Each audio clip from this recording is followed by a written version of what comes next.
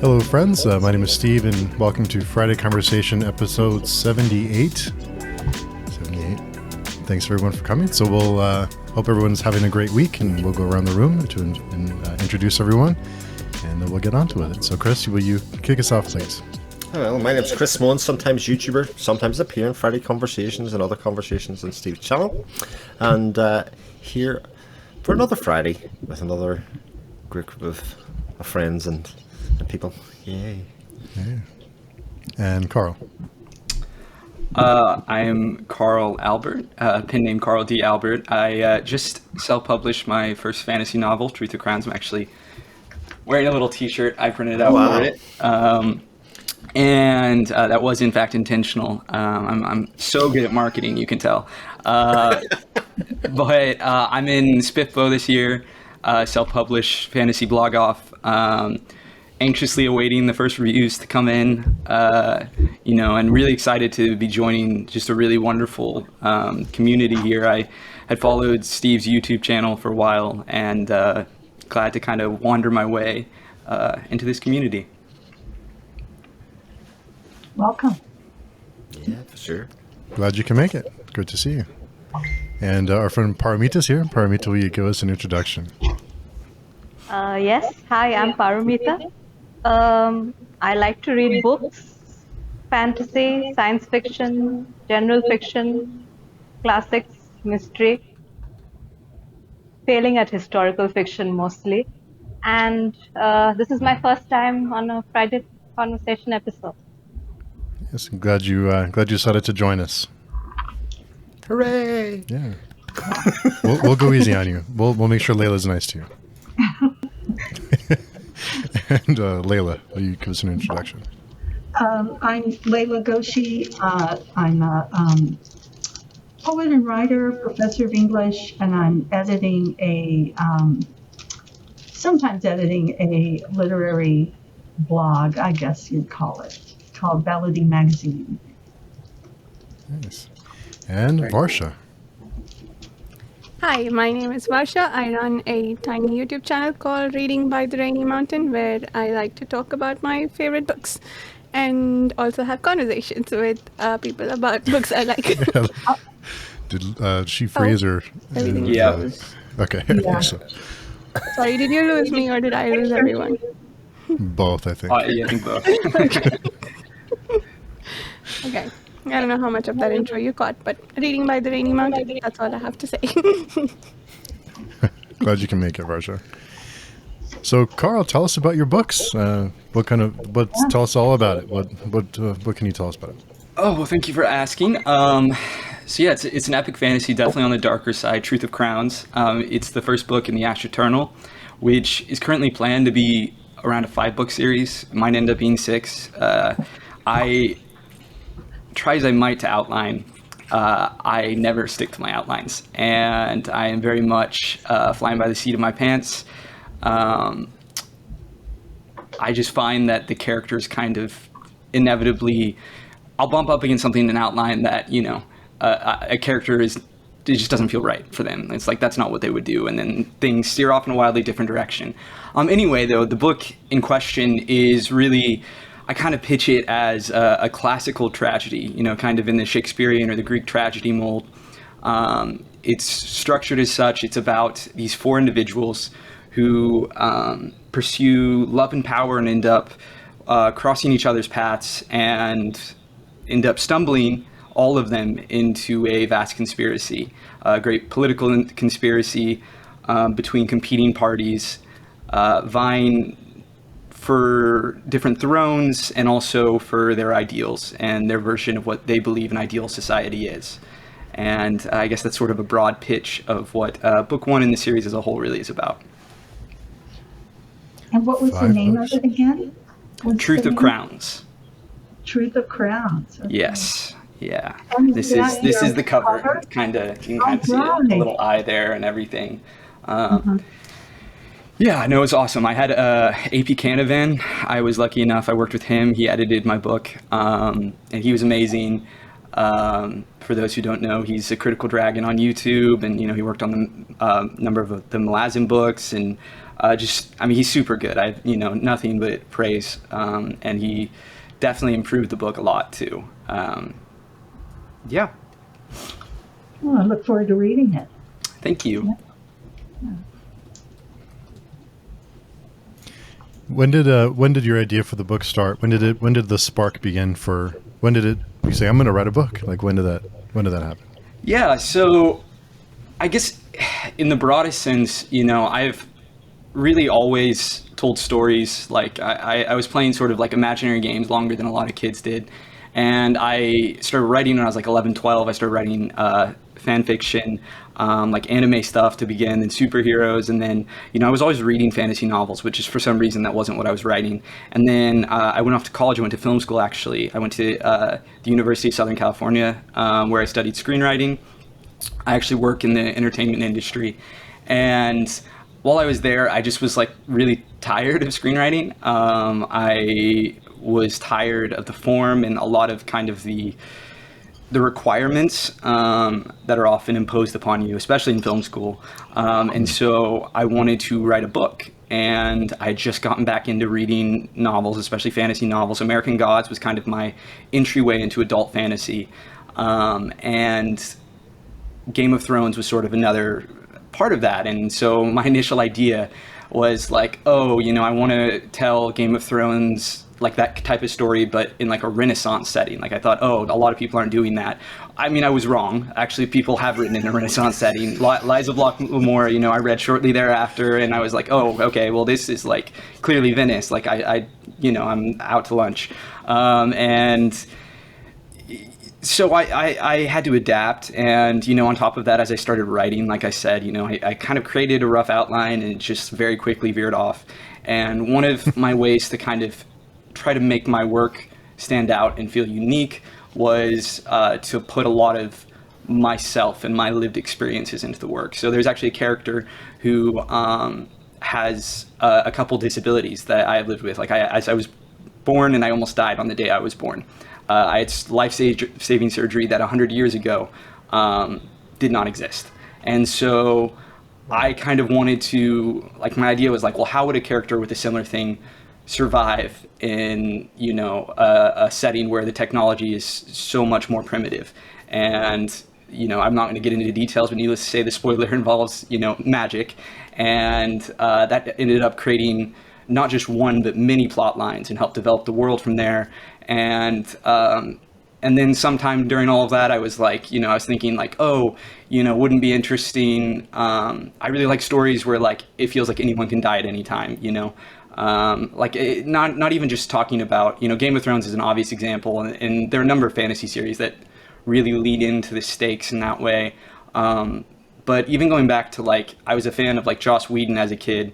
And Harry Potter, and it's like, certainly a lot of the main characters like end up sticking it out, but there are like, those series are not, like Buffy is not afraid to like kill off, beloved side characters and things like that. And that was something that I wanted to translate that, but maybe, play with it a bit. And so I thought, I looked at like Shakespearean tragedies, which I'm a big Shakespeare nerd.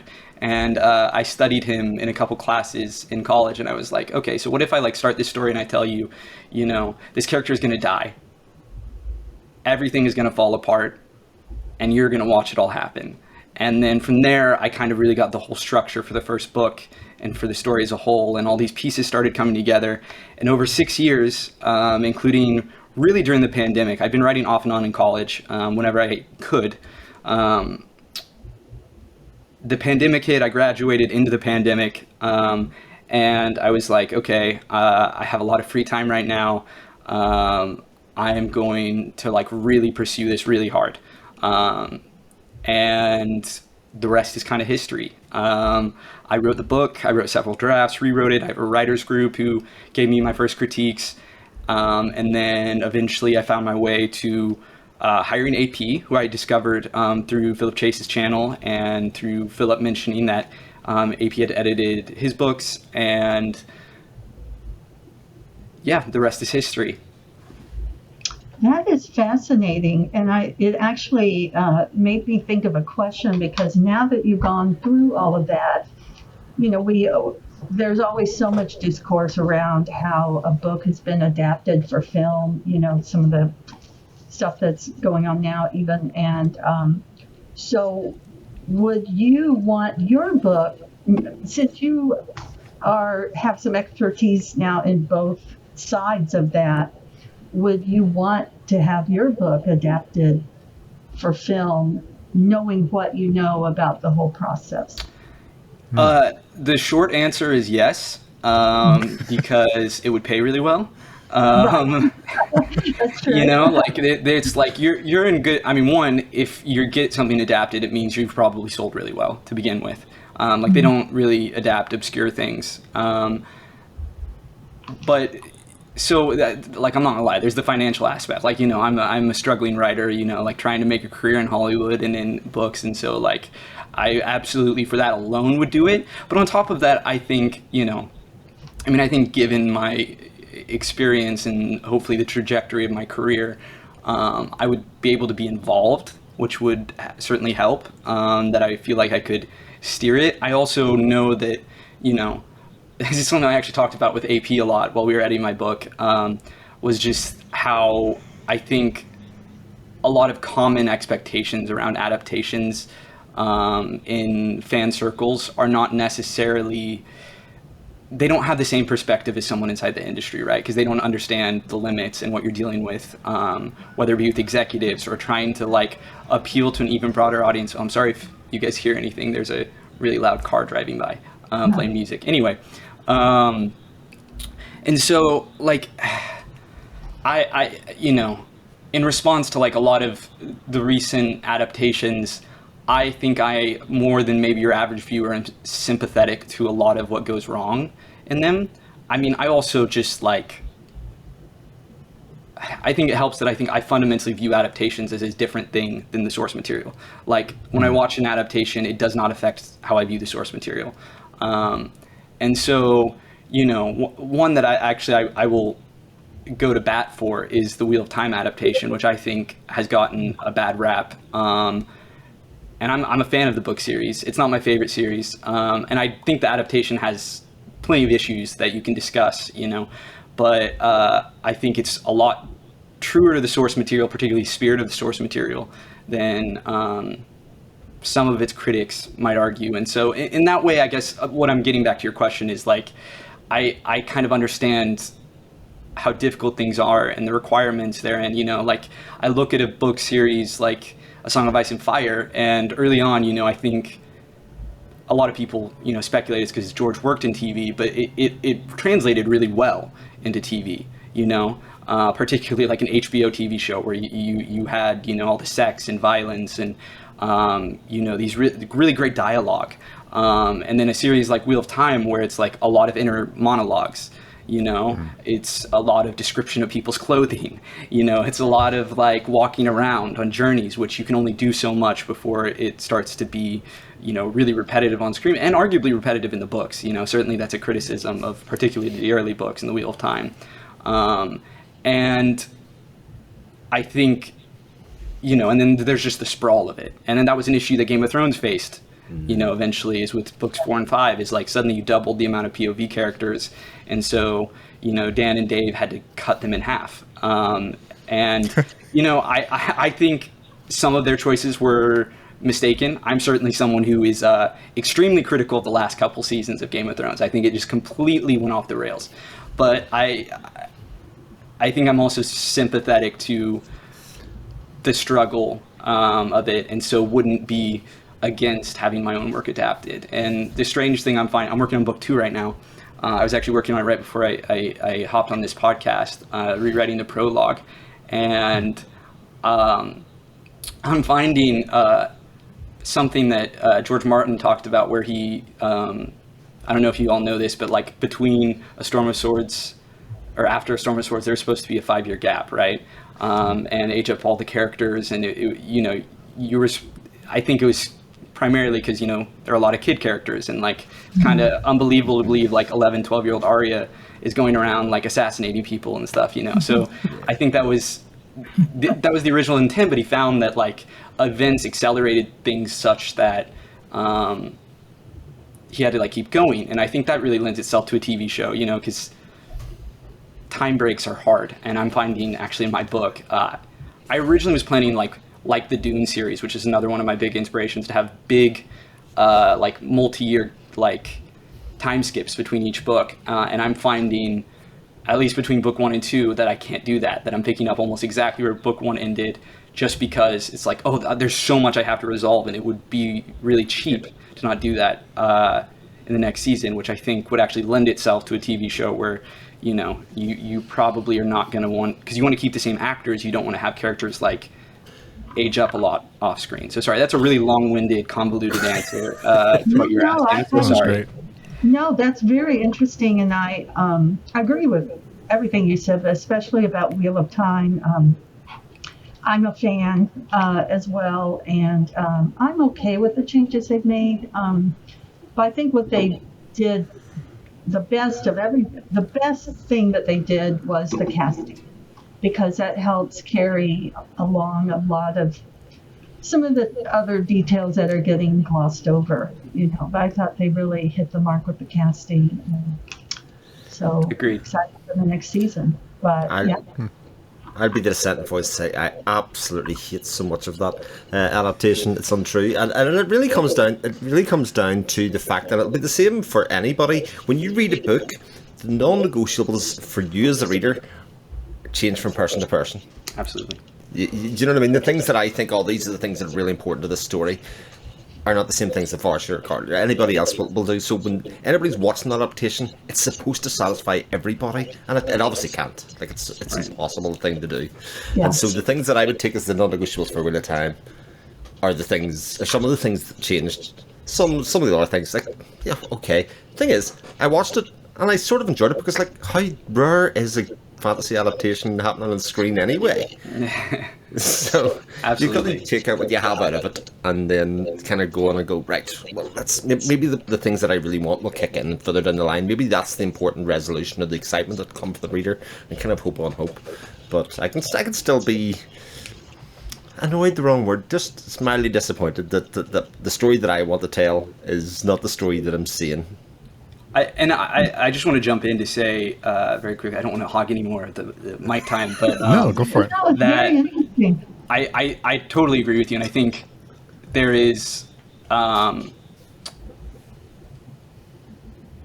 think it's perfectly normal and fine, you know, to dislike an adaptation and to dislike it for whatever personal reasons you have. And I never want to press back against anyone just like having an opinion or anything. Any sort of, you know, when I was talking about like it getting like an unfair rap, I think a big part of that is just, I think the vitriol around the conversation, you know, is something that, I mean, even with like Rings of Power, you know, like I was just like, I thought it was like, okay, like I didn't think it was great, but you know, like I just, there's so much like hyperbole. I mean, frankly, on both sides, really, like, you know, of an argument that it's like, okay, can we all just like treat each other, you know, respectfully? And I love, you know, I mean, that's a thing that a reason why I gravitated toward Steve's channel and like all the people that have been on your channel and stuff. And I will absolutely check out y'all's stuff too, is just the kind of level-headed, like, you know, discussion I think is just so refreshing on the internet, you know? Yeah. True. Yeah. I think that's something we talk about when we're doing our discussions. I often say my favourite part is that somebody loved the bit that I hated. You know, because it does show that it wasn't poorly written or it wasn't kind of bad. It just didn't work for me, but completely worked for somebody else. And I take great solace in that, insofar as that's a taste thing, or that's a, you know, whatever way I was feeling that day or reading it or something. That's pretty cool. Yeah, I feel like it's just sharing perspectives, and sometimes I kind of change my opinion. You know, I mean, if I hear a good argument for why, you know, maybe a character wasn't as I thought, or vice versa. So, yeah. Absolutely. Yeah. Seems like, oh, you know, one thing I would say, I think part of the whole issue with Game of Thrones was that the books are unfinished. So if you're like a reader, you know, some of those characters are still alive in the books. Right. And so like, wait a minute, you know, Yeah, and so if you're, so that goes with any other, I think, books that we're reading. If you're getting that world from a book, then that always seems to be the, or at least for me, like the foundational position of the story, and probably for most readers too. But yeah, so but with say Wheel of Time, there's only hopefully there's only one conclusion they can come to. And Ring Power, I just saw as like a fun show to watch. I mean, it wasn't that deep, and I knew it wasn't trying to adapt an original text, except for some, resources that they had. So I don't know. So I enjoyed it. And we spoke, I think, last week or so about The Witcher and how, Carl, you were mentioning how studios can come in and change the creative process. How often does that happen for any series? A lot. I mean, a lot. Especially, I think a thing I commented in the thread you're talking about was that often the more money that's involved in the project, the more interference it'll have. So, that's why you see these blockbusters that end up feeling very samey, is because they're having to appeal to 100 different, people who have a stake in the game. And it's frustrating. It's difficult. Some people are better at balancing that than others. I think you definitely see, and certainly it varies depending on the company too, right? Like there are projects I know of at like Netflix, for example, that I know didn't have a lot of interference, and there are others that had like dozens of people unrelated, like not in the writer's room, giving notes.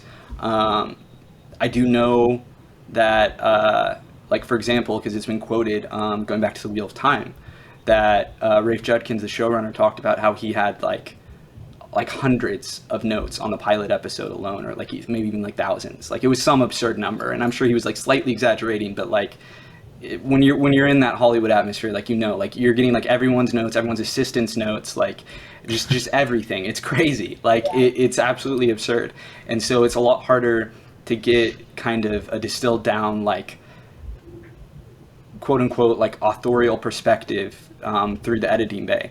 And I think it takes a certain mindset to be able to handle that. And that's not to say there aren't people who get things through without a lot of interference. Like an example I gave in the thread was Guillermo del Toro, who I've heard speak and say that he doesn't take any notes now. And I think it's partly a success thing. I mean, a big part a success thing. Although a number of his movies, especially recently, haven't made all that much money. So I think some of it is also just like maybe budgeting. I don't know. It's all a political game, really. Like you gotta, you gotta play the Game of Thrones, and you win or you die. And that's Hollywood, baby. It's there's no like one size fits all answer to this, because it does vary a lot. But certainly a good rule of thumb is the more money invested in things, and all of these fantasy shows are going to have lots of money invested. These are not cheap shows to make. They're going to have a lot of hands in the pot, and that's can be really difficult. And I think it's an underlooked aspect of it. Like I think there are specific aspects of the Wheel of Time story, the way that season 1 was adapted, for example, that you could directly look at and be like, this was added because some executive didn't think that the book would translate, that they had to do a thing, they had to like, and sometimes it's to, I think, a show's benefit, because sometimes, you can get very much stuck in the weeds of like what a story is, and it's nice to have kind of an outsider perspective, but oftentimes it leads to watering down the source material, definitely. I've been watching The Witcher with interest, because I think at a base level, I think they've misunderstood what that show was, which was a Monster of the Week show. For an awful lot of people, the overarching story, I don't think, like for me, people are sitting here, it might matter, but for the actual bulk of people that were going, it was a Monster of the Week show, and as soon as you take the monsters out and put in an overarching story, people are like, I don't care. It's not, and then they start to critique and go, it's hard to follow. I didn't follow it for 2 seasons here, and now you're asking me to follow it, and it's like, right, okay, because that's certainly my wife, and she has read the books, but just still like wants to see the monsters, wants to see the swordplay, wants to see the costumes. That's what that show is for them, and to kind of turn it and spin its head into something else, and then blame the audience. I think you misrepresented it a little bit. The Witcher. Huh? Oh, The Witcher. Oh, yeah. I agree with you, and I think that actually the monster aspects was one of the things that, having read the books, I'm actually almost done rereading Baptism of Fire, and I don't know why I'm rereading the books because I don't love them that much. I like the short stories, but I don't know. They have their moments, but like I think I commented something like it's a lot of people expositing stuff that happened off screen that was much more interesting than what they're actively doing on screen, and it is a strange I don't know. I'm sure there are Witcher fans out there. Like if anyone's listening and like really loves the Witcher books, I'm sorry. Like this is just my point of view, but I'm with you. I think the monsters was certainly because it's not just the monsters, it's like the remixing of the fairy tales and like the thematics going on there. Like it is kind of I don't know, to me more interesting than a lot of like what feels like very convoluted and even sort of generic politics going on. That's just like, it's just not on the level of some of the other political fantasies, and certainly they, I think, didn't make the best use of some I think really talented actors. Not least of which obviously is Henry Cavill. And yeah, I'm with you. I think if the show was a little more monster focused, it would probably be more interesting. Certainly more consistent. But they're trying to, they're doing a weird dance where season 2 is nothing like the books at all. And now season 3 like tried to bring it back around, but I don't know. It's all over the place, that show. Yeah, I am a fan of The Witcher, but I admit it's a hard read, and it's not. And I think that's probably some of this problem. You can't just sit there and read The Witcher and come away. It's not a light read. Right. It's complex and confusing, and I had to read through it twice to figure some things out. But definitely, again, it's everybody's opinion, but I don't think that gives them the, right, I guess, I don't know, to completely go off of the story. And one of my main issues where I just decided to not watch anymore was the mischaracterization of Yennefer, and we can go into all of that, but they kind of skewed Yennefer's values and ethics, and I was like, well, there's no fun in that anymore, because what attracted me to Yennefer was that she did have a core ethic about and issues around motherhood and all of that stuff, and they kind of broke that. So I just said, if I want to see Yennefer again, I'll just read the book again. That might take a while because I've got so many other books to read. So. I think my comfort read right now, I'm rereading Gardens of the Moon in preparation for Varsha's relaunch of the reading of Canavan. And but it's become a comfort read for me. I listen to it a little bit every night, and it's really my third read through, and I'm finally starting to put things together, and and so it's comforting. I can't explain it. It's a weird feeling, like, okay, now I know these characters, and he really is getting at something deep, in my opinion, and so Totally agree. Speaking of tough text, that's one to hang in there for. I agree with that. Yeah, it all comes together in the 10th book. Stop it. Varsha, did you finish the? I'm not even kidding. I'm only half kidding. I'm on the 10th book right now. And okay, I love the books. I do, with a deep passion. I started my YouTube channel so I could talk about the books. So I say this with as much love as possible. It all comes together in the 10th book. Until then, it did not make sense to me. I did not understand what was going on. I just, enjoyed the little sections and pieces. So. But are they a comfort read? I don't think I've ever heard Malazan ever talked about in terms of a comfort read. Yeah, that's an interesting thought.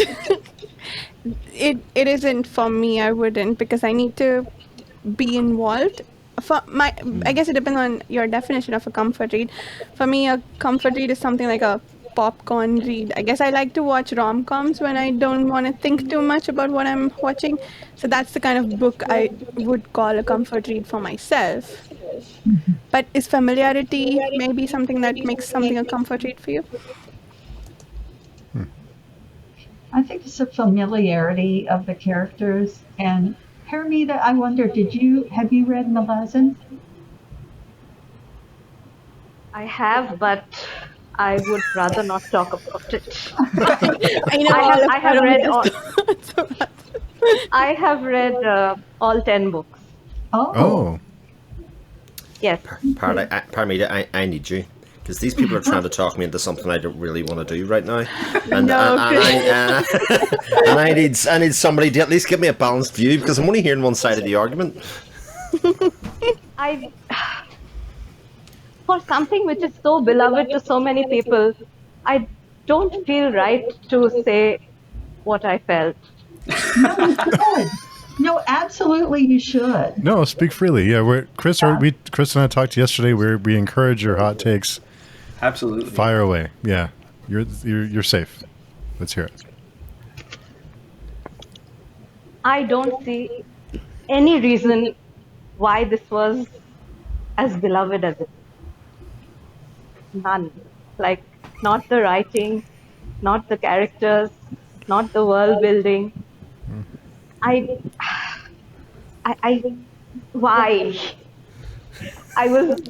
I was hitting my head on the wall with the first book, and I hit my head on the wall with the 10th book. And on some level, that is sad to me, because I obviously, something which is very beloved by a lot of people completely eludes me. But I have read the 10 books within the limit of my reading comprehension, and I'm sorry, I don't see I don't see the appeal. I'm sorry. That was an afternoon for you? I was just gonna say, I'm impressed you stuck out all 10 books. Like, that's a huge commitment. Yeah. So this is not a very positive thing which I did at all. I should have stuck to my initial decision, which was to stop after the second book. But then a lot of people said that if you try the third book, and then it comes together. And for me, it still didn't. And then they said that, you start to see the reverberations in the themes in 5 and 6. And so I said, okay, I will try this, and I will try. And it was an experiment. It utterly and totally failed.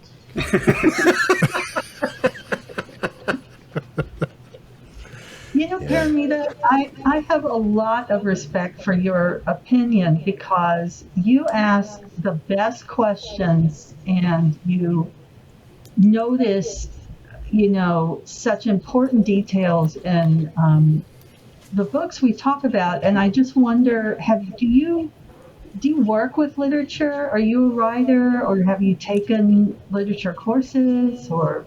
Never. Yeah, you just really have a knack for getting, to the essence of some books. So definitely. Very kind of you to say. Yeah, definitely. I have a hot take on adaptations as well, but I'm going to keep quiet. No, please. No, come on, tell us. Yeah, fire away. Hot takes make the world go round. I thought the Wheel of Time show was really, really disappointing. The Rings of Power show was insulting. Insulting? Yes, I'm insulted. I want to cry. I actually cried, I think, at the end of the first episode, and not for a good reason. Oh, no. A particular character jumps into a water body to swim to a particular destination, and I wanted to jump with that particular character. That's I'm valid. sorry. I'm sorry, Rings of Power is not Tolkien. I'm sorry. It's not okay. And no, I okay. I am not some, world-building aficionado, and I cannot quote Middle-earth or Legendarium lore like some of my much more well-read friends can. But if you have read even Hobbit or even Lord of the Rings, how? I cried. I'm literally crying thinking about it. I'm going to stop. But on the adaptation part, so I'm just a viewer. I have no idea about the creation part. I have no idea about how things get made, what things get cut, how many people interfere. On the viewer end, I think I'm a bit spoiled because I read the Lord of the Rings books because of the movies. I was at that point in my life when the movies came out. And so for me, for an adaptation, there are three things. First one is fidelity to the source material. Because according to me, if someone is adapting a source material, why would you not try to at least represent its core spirit? Then don't adapt that IP. Like, write your own. That's the first one. Second one, regarding a source material, if it's a book, did it motivate, did it bring in new readers? For Lord of the Rings, the answer is yes. For Game of Thrones, at least first season, I would say yes. It has 2.2 million ratings on Goodreads. I do not think that number is unrelated to the show. Then maybe people dropped off and they realized that, okay, I prefer the TV show and I'm not so much into the books. But I think there was a correlation. Rings of Power, I don't think anybody would want to read Lord of the Rings based on that because it's the appendices. And Silmarillion, they don't have the rights to, but they make these weird allusions. Forget. The Magicians on Sci-Fi was an excellent TV show. Again, motivated me to pick up the books by Lev Grossman. Excellent TV show. They totally went off the rails because, it's 3 books and they had 5 seasons. And book 1 and 2 is parallel timeline. So that was done in 1 season. So they totally changed it after season 2. But it was a fantastic show. And how much of the books they kept fantastically. Dune film, part 1, excellent adaptation. Excellent adaptation. The core theme has been preserved according to me, by the filmmaker of what Dune is trying to do. If you change the gender of the ecologist or something, that doesn't matter at all. But the core theming of the Fremen and things like that is on point. Wheel of Time is a tough one. I wanted to read the books after season 1, but I don't think it was because of the show. There's a basic thing. Robert Jordan wrote a perfect prologue, and they had Rosamund Pike narrate something because she's a star. That's an executive note. I can tell you that's an executive note. Why would you do that? Why would you destroy that prologue? It is a perfect prologue. I can speak to this a little bit, actually, because I read the script a year before the episode came out. So I read one of the earlier drafts they shot. I just had a friend who wasn't even working on the show, but somehow ended up with the script. It was floating around Hollywood, I guess. And the original prologue was the foretelling of Rand's birth. Or it's not even like the foretelling, because it's happening as he's being born. Which was different than how it was in New Spring, but was at least interesting as opposed to what we got, which I thought was terrible. Yes. I just rewatched episode 1, and I think the first half of the episode is really quite bad. I really like the second half. Like, starting from when they were putting the lanterns out, I think it gets really good. And it leaves me feeling so weird because I I mean, just the pacing is terrible. I think it was cut to pieces. It literally, we know that it had like an arbitrary, they had to be under this time limit, you know? And I think that really hurt the episode. And then certainly the opening was just awful. I mean, both of their little teasers I thought were just like, the second one felt like something out of Power Rangers, you know, with the blocks, like the boulders falling down and they just like the two guys just like jump back. Like it's just goofy looking. And yeah, certainly that, I don't know what was going on with them expositing all that info that we already get throughout the episode of like who the Dragon Reborn is and why she's searching for him, and it was terrible. And so I agree with you that Robert Jordan wrote like a perfect prologue. It's like it's up there for one of the all-time greats. I don't think Eye of the World as a book is like near one of the all-time greats, but that prologue is legendary and is like a great hook for the series. Hopefully we get it in season 2. We'll see. We'll see. But no, I mean, I think they butchered it a bit in the beginning of season 8, so I don't think they're going to redo it, but I hope they do. If they do, I'll be very happy. What was I? So, yeah, fidelity to the source material. I'll finish very quickly. Second one is, did it bring it new readers? And the third one, which I think is crucial, as you were talking about Witcher, I was thinking about this, longevity. Will people be watching this in 20 years? Yeah. I'll speak to that because I don't think that's ever the intention of Wheel of Time or Rings of Power. It's to generate new subscribers. That's the model for streaming.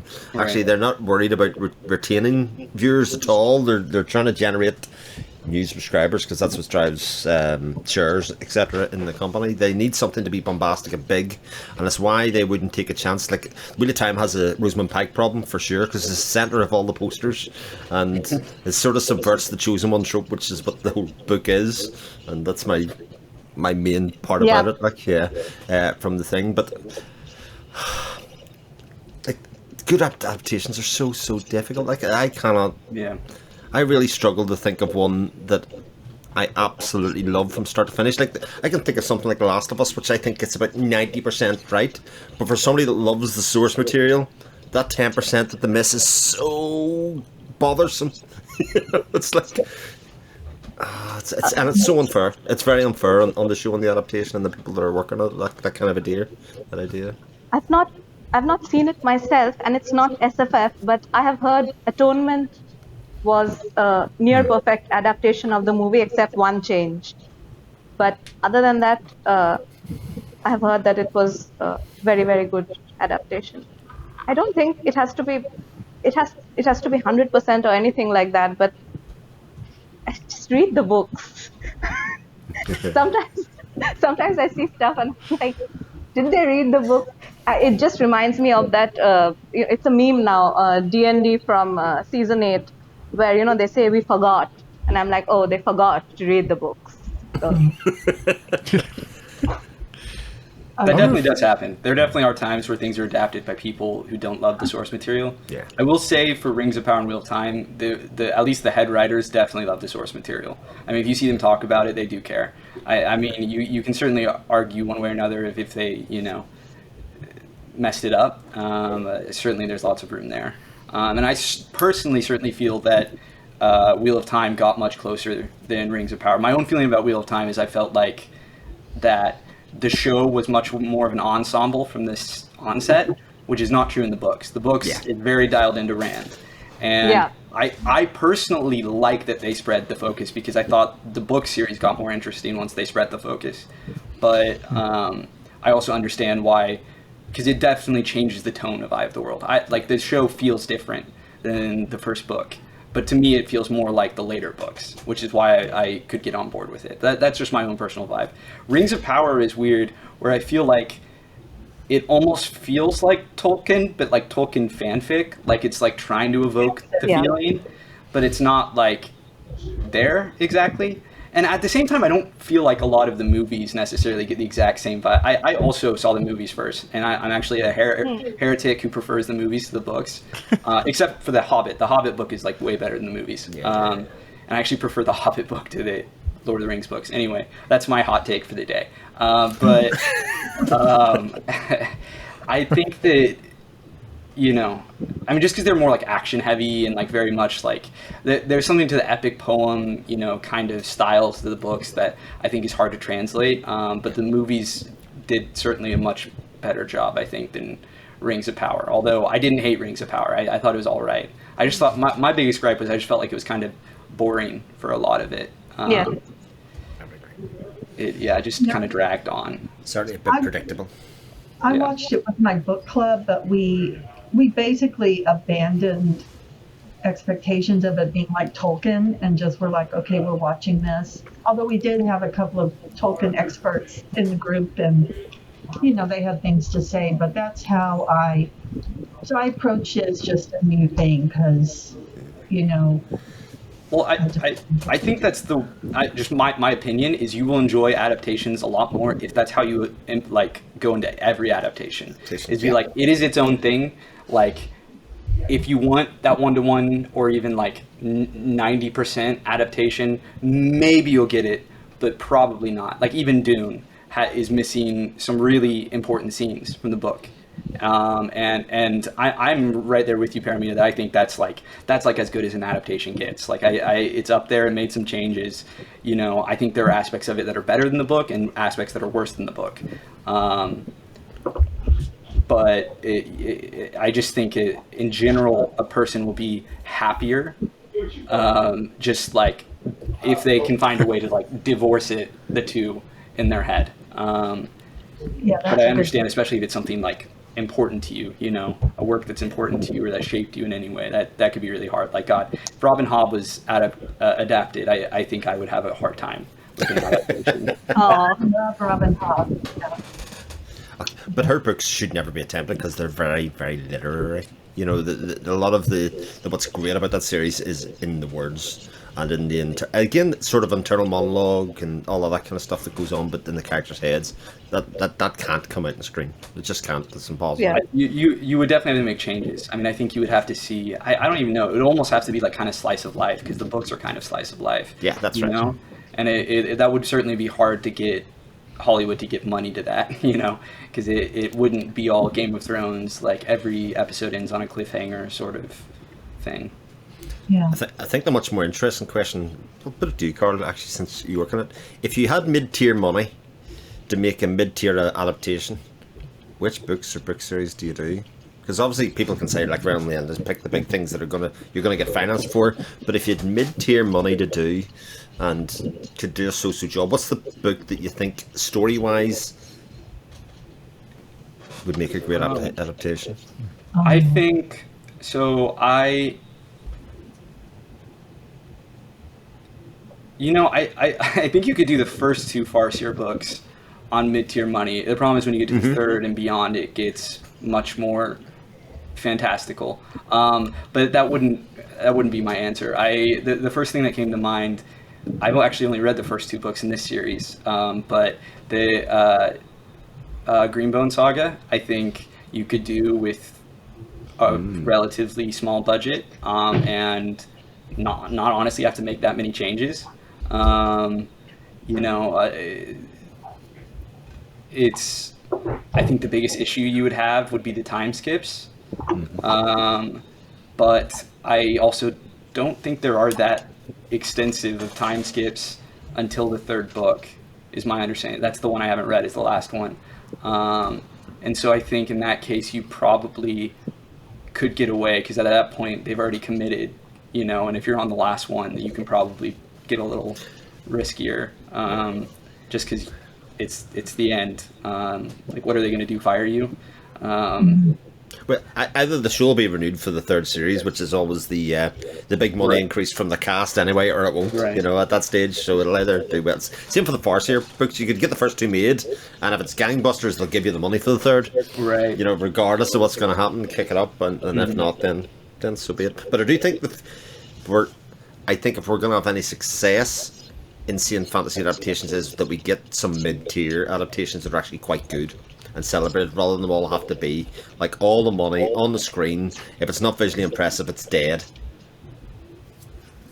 I'm right there with you. I would like that, and I think that's a problem in Hollywood in general right now. You're seeing is a lot of blockbuster movies are bombing. Yeah. And I think you're going to see a lot of budgets dialed back down, and we're going to see more, probably not like way smaller movies, but certainly like not the $250 million budget, like gigantic, which is crazy because a lot of these movies look terrible too, like have the worst CGI you've ever seen. But it's who knows what all goes on behind the scenes. But I think we will see more of that in general, and I hope fantasy gets in on that, because that's been one thing I don't know I've been really enjoying, is just that we have more fantasy shows. Yeah, like for sure. Like that, just the feeling. I mean, that's maybe one of the reasons I'm like softer on like Wheel of Time, for example, is and I do genuinely like the show. I think episode 8 certainly fumbled things, but like we're getting a fantasy show. Like, this is so cool, We're getting to see channeling on screen. Like, we're getting to see these big locales and, like, the big, like, Age of Legends skyscrapers, like, all grown over. Like, that's so cool, That's everything I wanted as a kid, and that we only got with, like, Lord of the Rings. And all the other stuff was, like, the crappy Shannara show and, like, stuff that just, like, looked terrible. And was, like, it just, like, you cringed, like, every episode with, like, the worst actors you've ever seen, and it's. Anyway, I don't want to go too hard on them, but like, it's so fair though. Yeah. So you mentioned Paromita's hot takes are infectious. Oh, go ahead. I was going to say something about the Witcher books, and I wanted to say something about what Chris said about mid-tier adaptations. So which should I do first? Maybe the Witcher book first, because that's what Layla was saying. So one thing which I know, because I'm on a server where there are a lot of European friends, is that the Witcher books in English translation have been butchered. And it is not the translator's fault. What happened was they employed someone who does technical translations. So a lot of the how do I say, the metaphors and the little folklore and the jokes and everything is lost. And this has not happened in the European languages, because when I've spoken to 2 different people who both have Witcher on their top 10 list. One of them is a friend of the forum, Jolien. So she read them in Dutch, and she said it was fantastic. And I know someone else who read them in German and said that they were fantastic. And I just think that something has been lost in translation. So it's something that is sad to me. And maybe if the show would have done well, they would have like reissued the book. I mean, try to do a translation, but I don't think it's likely to happen from the way things are going. So, I mean, it's very sad, because it's one of the few. In SFF or non-SFF, of course, we have a lot more translated literature, but in SFF, this is one of the mainstream ones which is non-Anglophone, and it is superbly popular. And it's just very sad to me that we have possibly something being lost in translation here. That's There's a solution, point. though. Sorry. That's a great point. What's the solution? At one point during one of my read-throughs of The Witcher, I started investigating the names that he gave and to the characters, and one was Jaskier, who is translated to Buttercup in English. But I think in the show, they use the name Jaskier. But so I did this whole deep dive into the mythology of what this name was and everything, and there actually is a mythology behind it in Polish and European history, which about a young man, and I forget exactly what it was, but that more, I think, related to the personality we see in the books, and just his excesses. And we see some of those excesses in the show too, but I'm following up on what Paromita said, that there may be just a more culturally relevant meaning to the name Jaskier that's just going over our heads because we're not, Polish culture. So that's a great point to think about. Yoli needs a cape because I think she's a superhero. She can read so many different languages, and she's amazing. Yeah. Well, that was going to be my solution. Paromita, just a couple more languages is all you need, and then there's more books to read, and I mean, it doesn't seem that difficult to me. Thank you so much. No problem. Really helps.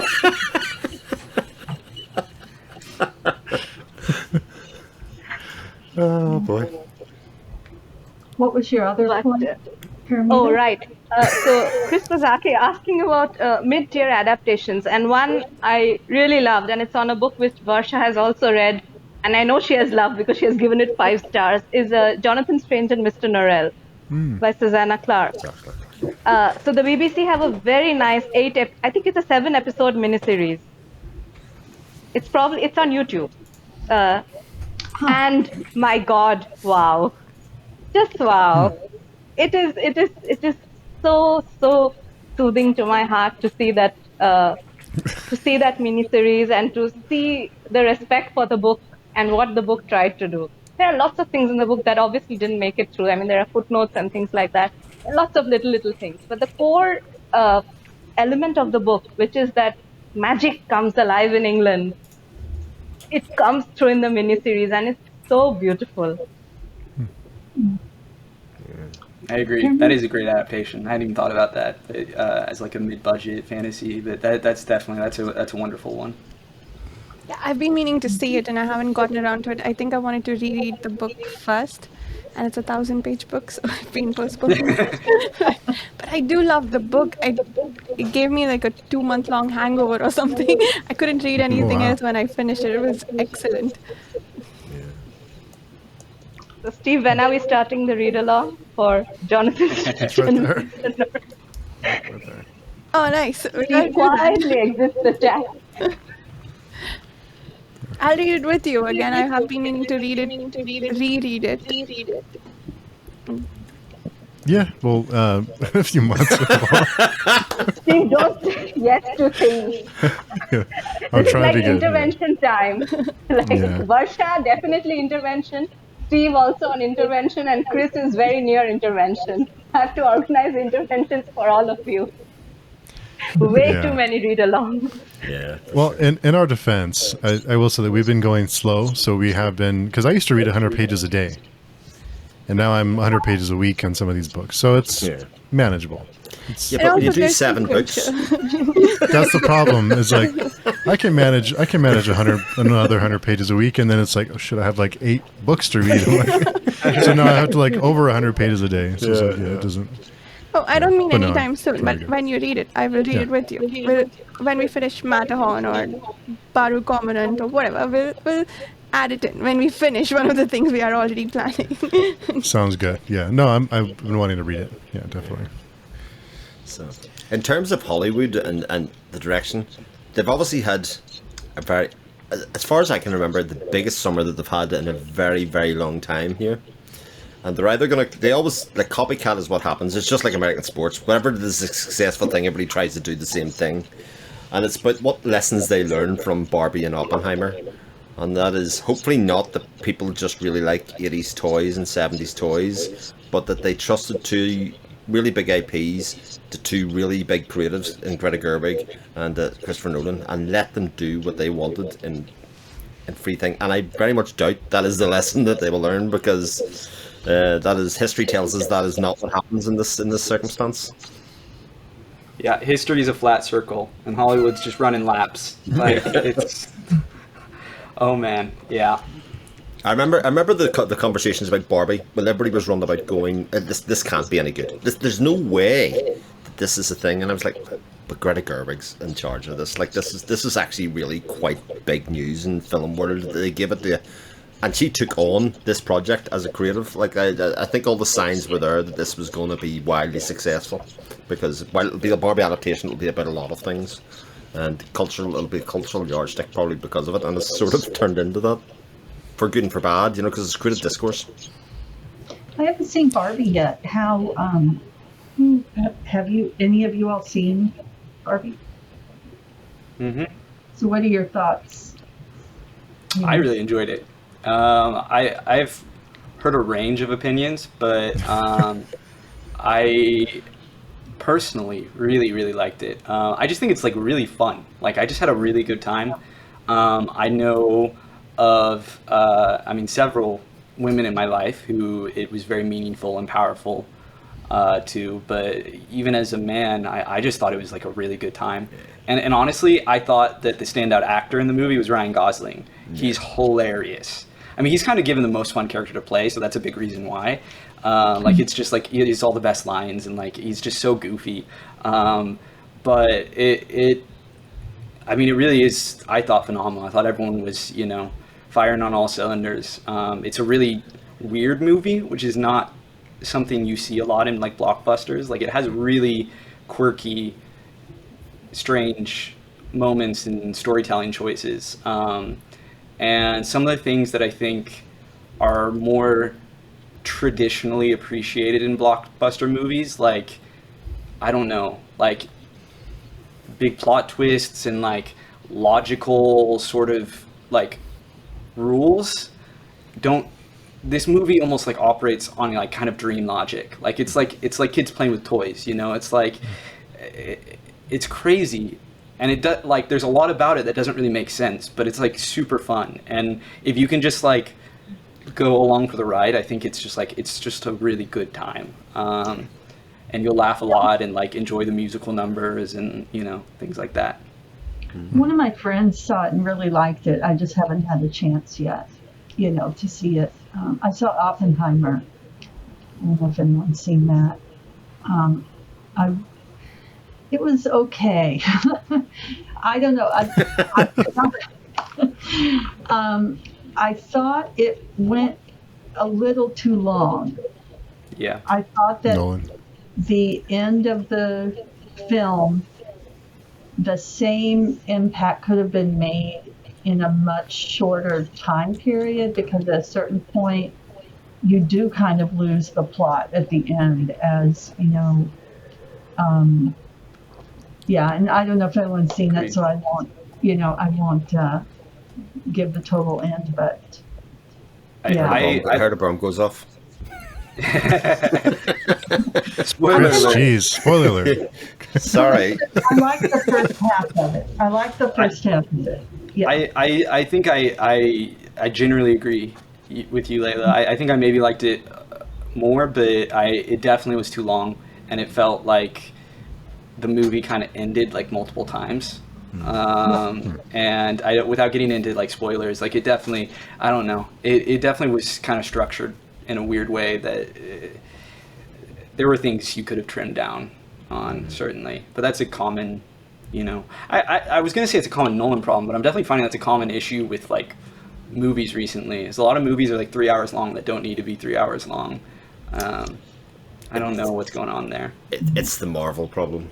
Yeah. The value for money became that that movie had to be 2.5 hours long for people to get value for money, and as increasingly once you take origin stories out of or fantasy stories or superhero movies, the movie doesn't need to be 2.5 hours longer anymore. Like in the early days when you were doing origin story and then story, 2.5 hours is right. That makes sense. But every time, the last 3 Marvel movies that I've seen, and I've been to see them all in the cinema, so like maybe I'm the problem. I felt this should have been an hour and a half. This definitely should have been an hour and a half, and had it been an hour and a half, it'd have been more fun. That element of fun, which is what this movie should be about, is the thing. Like I watched Babylon recently, which is again way too long as a movie, but it's extraordinary. Like, I think Damien Chazelle, another amazing creative. I can't believe somebody gave him money to make this movie that basically criticises Hollywood for 3 hours 10 minutes and the budget that they did with it, but it'll never have an audience because it's 3 hours 10 long. I need to see it. I haven't seen it. I'm a big fan of Damien Chazelle. It's wild as well. It is properly wild. Capital W, capital I, capital L, capital D. A couple of times I go, what the hell? It's so much fun. I'm excited. I love when stories, movies, TV shows, books, whatever, take wild swings. Yeah. Like, I always admire that. The courage it takes to do that. Even if they don't, even if it doesn't work, I have to admire, just swinging for the fences. Yeah. Love that. I do wonder what the success for Barbie and Oppenheimer is. If it's because it's a big budget movie that isn't a kids movie and isn't horror, that also isn't a superhero movie. So I wonder how much that was appealing for some people who are just, just wanting to get out and watch something different that was still had the spectacle, kind of, Oppenheimer and it's still like it seemed like had that Hollywood magic kind of thing, but it wasn't superhero related. I wonder if that was an appeal for some people. They just wanted something different. I think absolutely that definitely played a part. I mean, go ahead, Carl. I was just going to say that I think it helps that they know that Chris Nolan gives them that, in a way that maybe some other filmmakers, they wouldn't know what to expect, or they would be a little warier of a biopic. But, Chris Nolan always brings spectacle, even if it's like kind of trippy or weird or like a headier film. Like there's always, as he describes, the audio-visual experience, and I definitely think that played into things, 100%. And it also just got caught up in, lightning in a bottle and like the Barbenheimer thing, whereas like that became a whole thing. Like who that, they just got really lucky and then capitalized on it. And kudos to them. Yeah. Something that I think was part of the momentum for why we decided to see Oppenheimer was that, we're kind of at a cultural moment now too, where people like Sam Altman of OpenAI are coming out and warning about AI. And so there's kind of this parallel thing of, here are these folks making all these warnings about, the coming powerful machine. And then here's this blockbuster movie about the last time we created this powerful thing, and I'd say with all the conversations I've been in, that was probably one of my subconscious reasons for kind of wanting to make that comparison, really, But that's interesting, yeah. Also, I just enjoy history, and so that was why I chose Oppenheimer first, just kind of see a biopic about that. So this is an interesting parallel. I think people are less likely to push against AI because it helps them in their everyday life. So it's like, well, AI helped me write my email today at work, so I'm good. I'm good. Like, it's just, so it's interesting. Carl, I was wondering. Sorry, go ahead. No, go ahead, Paromita. I was going to say nothing of value. I'm sorry. That's my role. You can't steal that from me. Please go ahead, Chris. I don't even know if I know what I was going to say now. That's how much value it had. Even I don't remember it. Should I go ahead? Yes, please. Carl, I was wondering if I could ask you a question about your book. Yeah, of course. So one thing you mentioned was you wanted to frame it as this Shakespearean or Greek tragedy. And one of the things that a lot of Shakespeare's tragedies and even Greek tragedies have in common is the fatal flaw of the protagonist. Or in Greek tragedies, they call it the hamartia, which brings about their downfall in some way. And I was trying to think of when you started writing this book, is it different people's fatal flaws leading them into different situations, or is it one common fatal flaw, such as a lust for power at any cost, or a lust for supremacy at any cost, which is a common theme connecting all these myriad characters? That's a really great question. So the answer is a little complicated in that I do think that there is a unifying flaw for them, but it's not necessarily the fatal flaw, at least as I viewed it and kind of wrote the story toward. So like I wrote, there's a main character to this first book, and he's the one that you open the book on and you're told he's going to die, cities are going to burn, chaos is going to happen, blah, blah, blah. Like I open with this little, I have epigraphs. I love epigraphs in books. And so I have epigraphs, and Same. The first one in chapter 1 is an homage to Romeo and Juliet, which, has its famous star-crossed lovers. They're going to die, sort of epigraph, or not epigraph, but that's how Romeo and Juliet opens. And I wrote a little homage to that about this main character.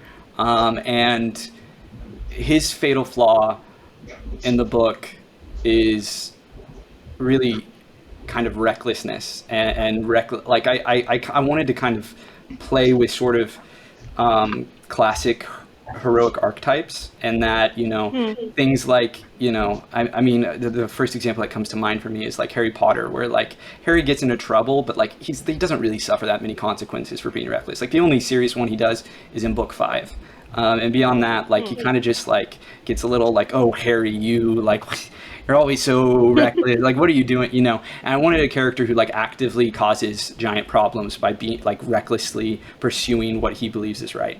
And I guess that then gets to what I think unites them all, is they, in the pursuit of what they believe is like an ideal society, or like an ideal, really ideals, I guess, in a big way, they end up creating problems. And I guess that's sort of it's all about sort of these like POV conflicts, and how these people with their very subjective perspectives and their views of the world end up creating massive issues. And the way that like systems of governments, like monarchies, or basically the idea that like anyone in a position of extreme power, when they make a mistake or they do something bad, the repercussions are immense. And that it's not just like, it's not like cheating on a test, where that like really mostly affects you and maybe the person you cheated on the test with, and like, at most maybe it affects like the curve or something, or it's like if you choose to avenge someone, like you're a king or a prince or whomever, and you choose to avenge some slight, that leads to war, that leads to death, that leads to, if you invest in certain things and not others, your people starve. And I'm trying to dance around spoilers, obviously, so that's the tricky thing. But I would say in the strictly like Greek like classical tragedy sense, like it's the balance, right, where like they have this fatal flaw that inevitably leads to their death and a lot of things going wrong, but it's also almost like there's like a sort of broader critique too, where like it was almost like they were fated for this, like that, like everything is kind of, that like almost like the gods are conspiring against them, right?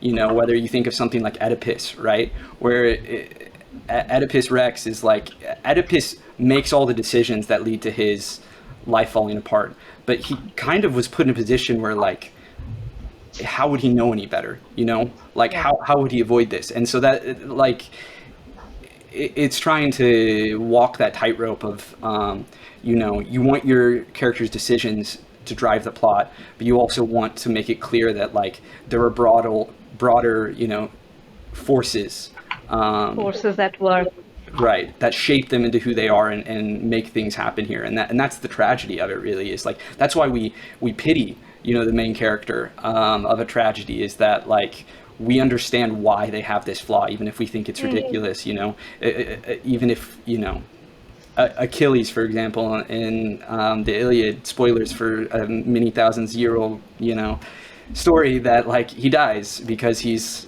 so stubborn, that he won't go out, and he's a little prideful little brat.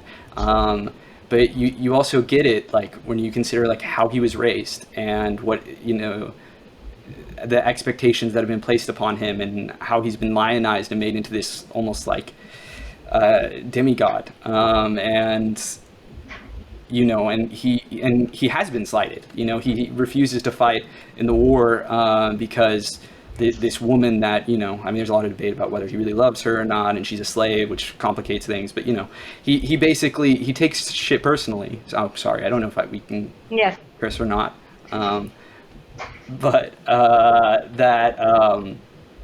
You know, and then he acts on that. And that's, you know, sort of the thing that interests me, and is what I was trying to accomplish. And certainly, again, there's a broad, it's again a tricky tightrope to walk, because there's the structure of book one and there's the structure of the whole series. And I would say the series is not necessarily book one. There are tragic elements throughout, and certainly I think the tone of book one continues, but the whole series isn't that sort of Shakespearean tragedy in the way that book one is. Every book kind of has its own structure, at least as I'm intending it. So yeah, sorry, I hope that was, again, a rambling answer. No, that was really, really interesting, but unfortunately it made me think of another question, but I'm going to pause and let someone else speak, and then I'll ask my question after some time. No, go ahead. Don't. It's open floor. Yeah, ask.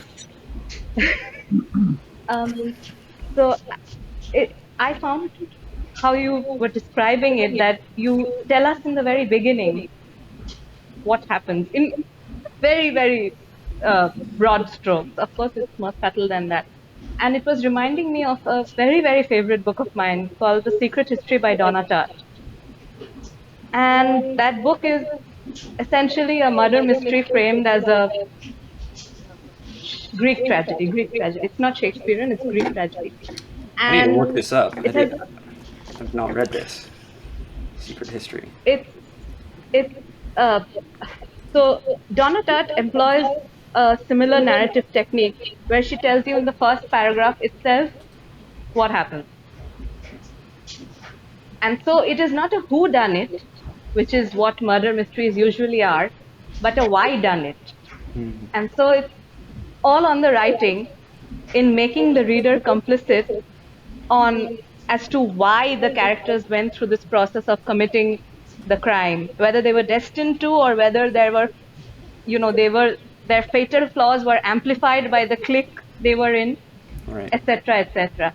And my question to you was, when you're telling us in the beginning what happens, there is a huge weight you're placing on yourself as a writer to keep us engaged throughout the text, because it is essentially that why done it. Right. So how much of that weight did you feel while writing? Oh, wow. Another great question.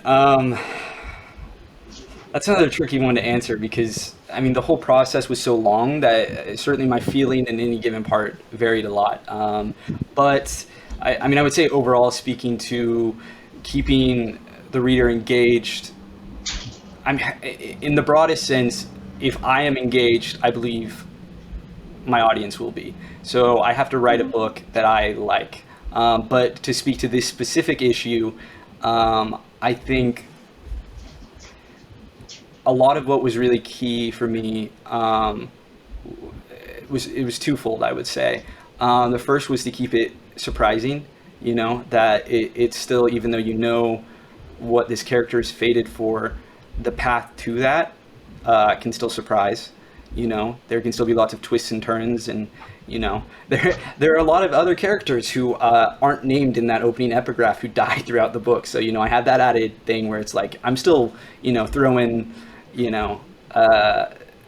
surprises at the reader. And the other thing which I actually think is even more important and is kind of the fundamental thing is if the reader cares about the characters, then I think they're along for the ride. Certainly the vast majority of readers, I think, read on some level to connect with the characters involved, even if it's just a single character. And that leads to, it goes back to the idea of I need to be engaged. I need to like these characters, or at least feel for these characters. And so making sure that every scene kind of increases that value. And admittedly, every scene is trying to do multiple things at once oftentimes, but I really wanted to make you feel for this main character, and actually it's interesting you ask that, because he, for many drafts, I would have people read it, and he was the character people liked the least because he kept making boneheaded decisions, and they felt like he was too incompetent. And so in actually the final draft, I pulled back, and I actually, this was kind of with AP's help actually, I reworked him a bit to make him still the same character, still the same flaws, and still make kind of the same key mistakes, but to also be more competent, because I think there is something to be said for readers often like reading about people being good at stuff, you know? Like, it's the whole like thing of like the whodunit, getting to that is like, we love watching, I mean, it's a puzzle for us to be like, oh, who do we think did it? You know, here are the clues. But it's also like, we like seeing a competent detective go through and like wow everyone and like make justice in an unjust world. And, you know, and on top of that, I think focusing really on the heart of the character, that even with, you know, even if he has maybe a different world view than a lot of modern readers might, just because he comes from a very different society, that you can tell that there is kindness and, you know, goodness in him, and the way that a lot of that comes out is, you know, by having these relationships and really fleshing them out. Like I'm a writer who, I love twists. Like I adore twists. Everything I write has at least one twist, like big twist. Like I'm a big whodunit fan. Mysteries are big for me. I think that came out of reading Harry Potter. Like Harry Potter was basically how I learned to read.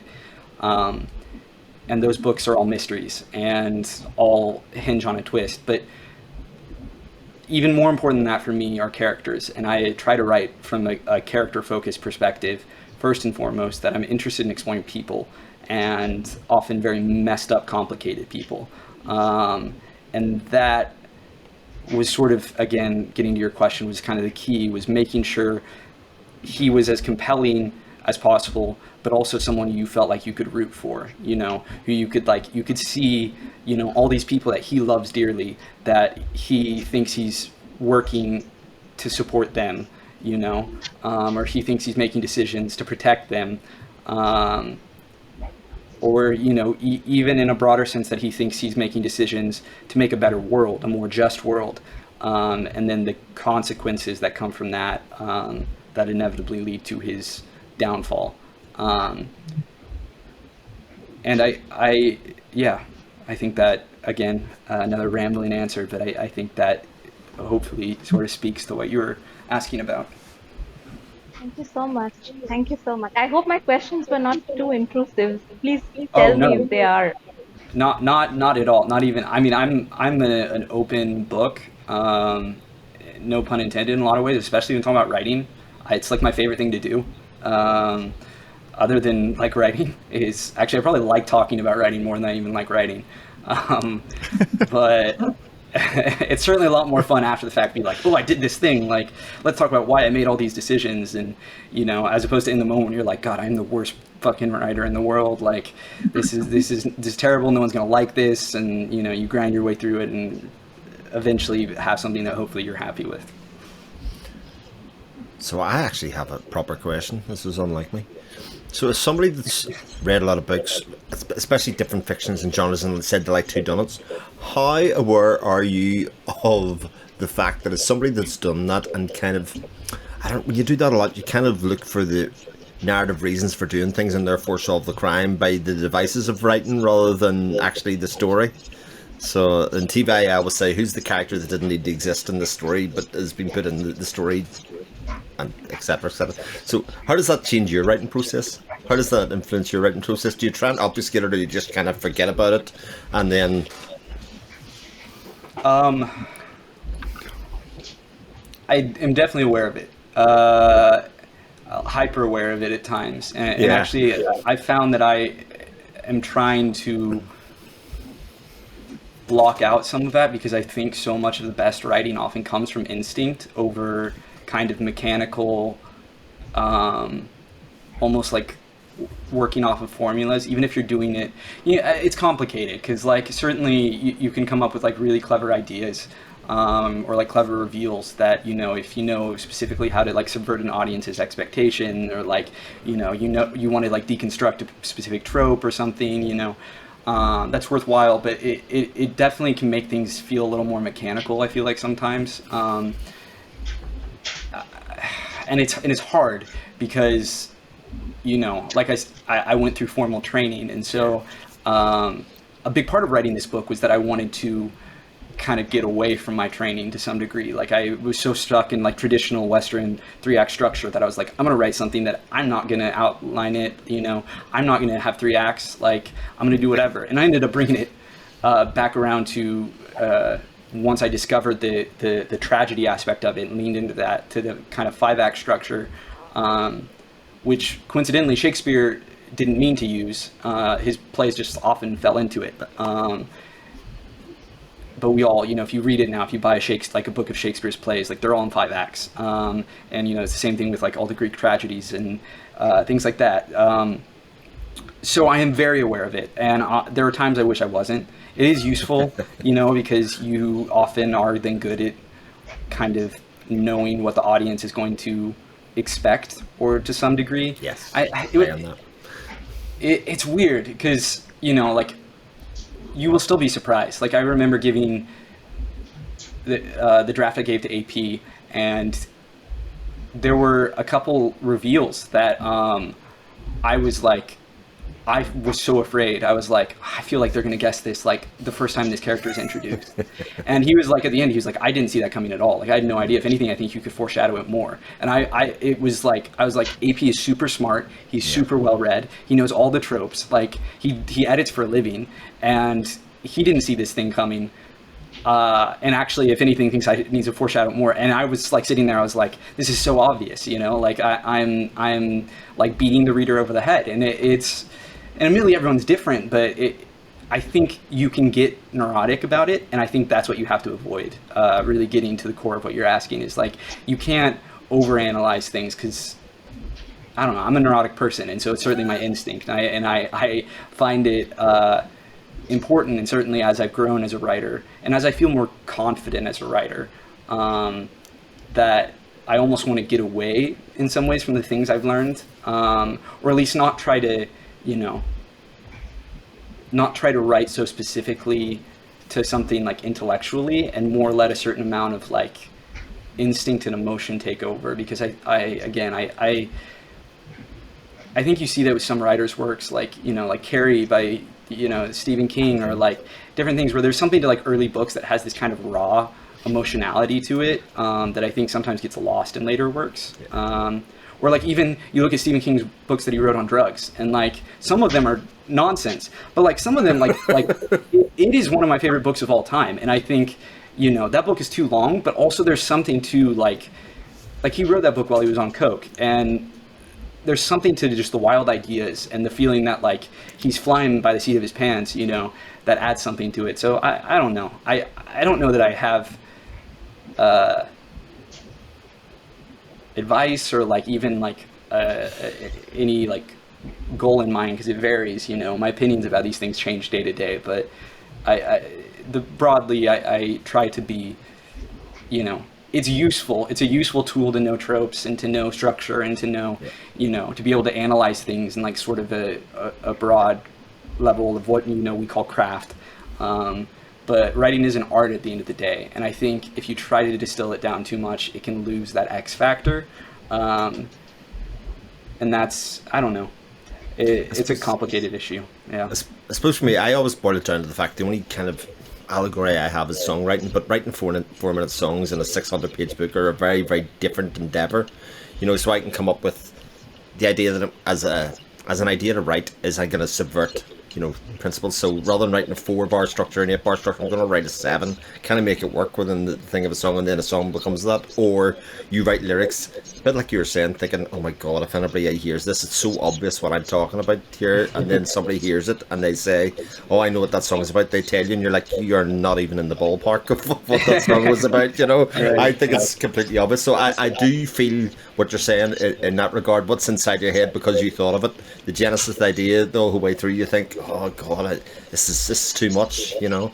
I need to pull back from this. Whereas somebody viewing it from the outside is like, no, this is very different. Absolutely. So you're a musician? Is that what you're saying? Yeah, I mean, I don't write for anything other than just personal pleasure and the kind of for the fun of it. Like I'm saying, like kind of, you know, these kind of like thought pieces. So, classically trained musician, didn't do it as a career, but that's my hobby. You know, that's the kind awesome. of thing I like to do. So, especially as therapy. You know, when you're feeling really crap and down, that's the time when you need it most. So you really lean on it at that stage, you know. I feel that writing is very therapeutic for me. I have found when I'm not like stressed about a deadline or something, you know, it's definitely an outlet and a way of like processing the world and feeling emotions, you know. Art's good for that. Well, it looks pretty good. While I was listening, I actually downloaded your book on Kindle, and I did a scan of the first couple of pages, and the prose is just really nice and tight and clear and thank you. Just inviting, you know, the names of the characters. So yeah, so now it's on the to be read list. Thank you. I appreciate that. Prose is definitely something that matters a lot to me, and I think it doesn't, I don't know, it's a weird thing where I think a lot of readers don't care.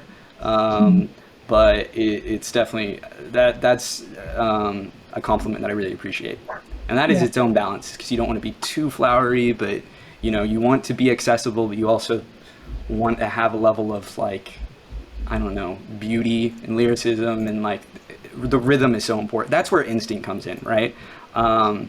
Is I find that so often, you know, there are all these rules about prose, but I think so often it's about feeling it, and like you feel when it's right or wrong. Like I'll write a page and I'll be like, this is like I can feel the sentences that are off, you know, like the rhythm of the words is wrong, or the specific word choice is wrong.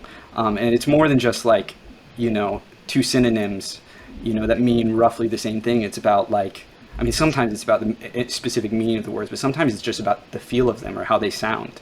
And I don't know. It's an important thing to me. Anyway, that's another X factor. Yeah. And, you know, that is a thing I've noticed that, I mean, I'll try to, there's certain books where you need like a chapter to get into the writer's style, I guess. And, but yeah, I've noticed not everyone wants to, stick that out, I guess, or wait that long, and so but yeah, definitely it looks great. So yeah. Thank you. I thought of a book question. Oh, sure, go for it. But it's for everyone. Amazing.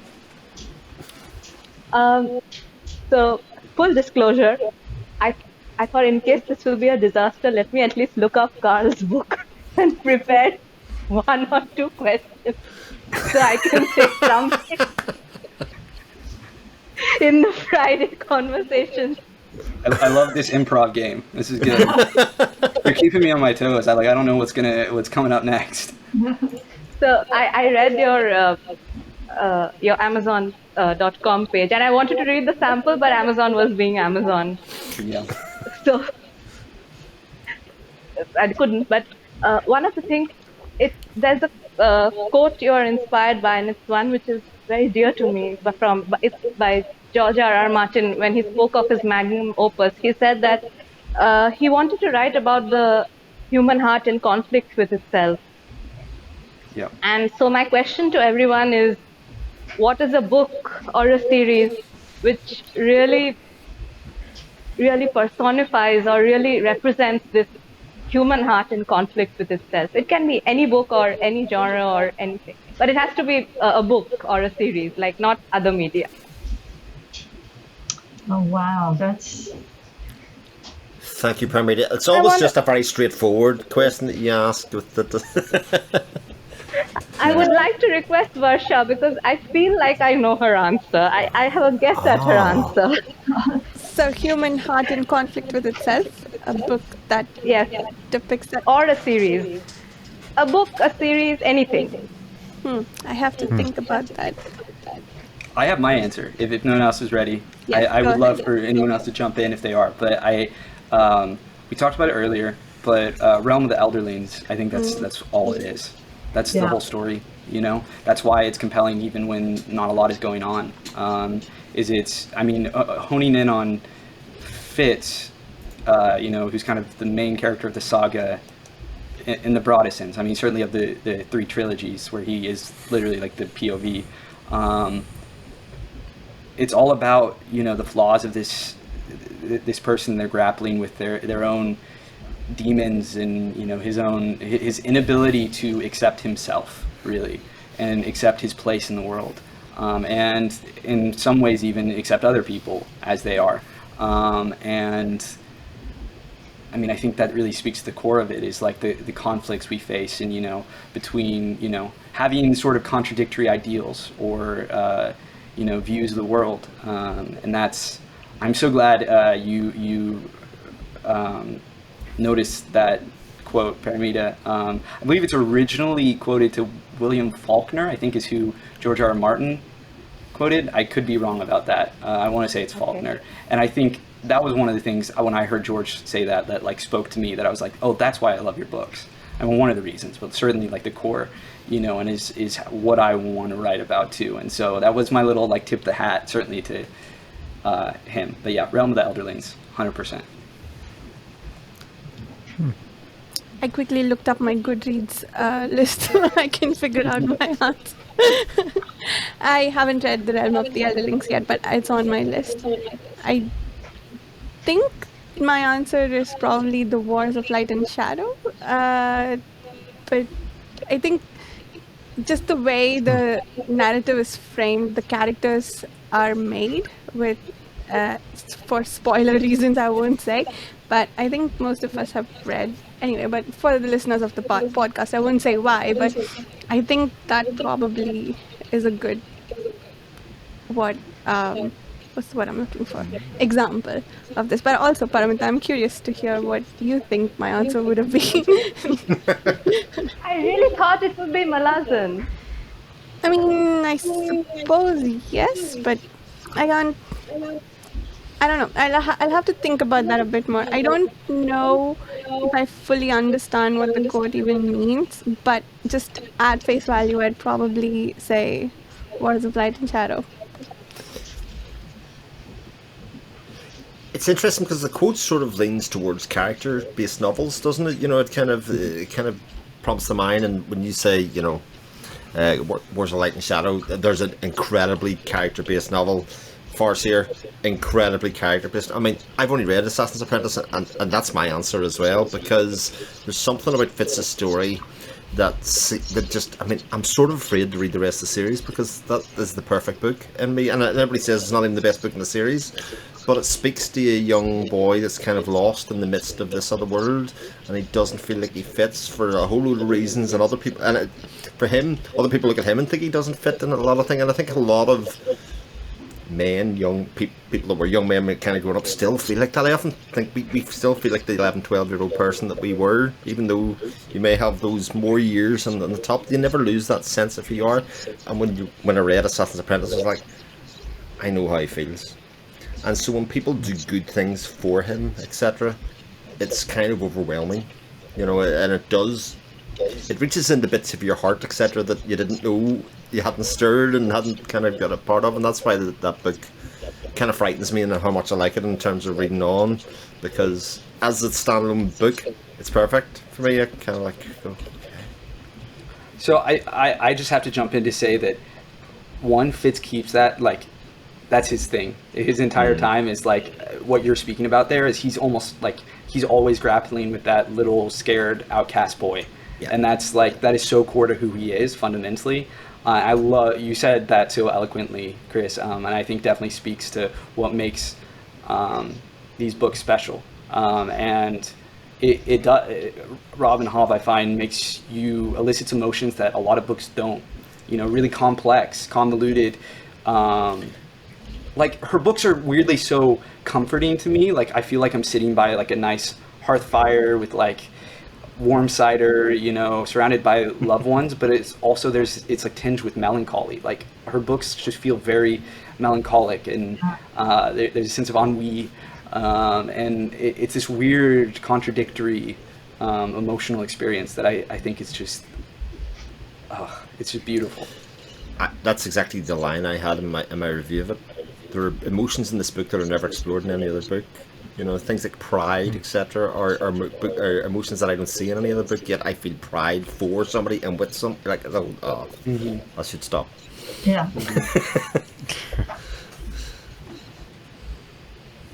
Spot on. Steve's is going to be something really dark and miserable.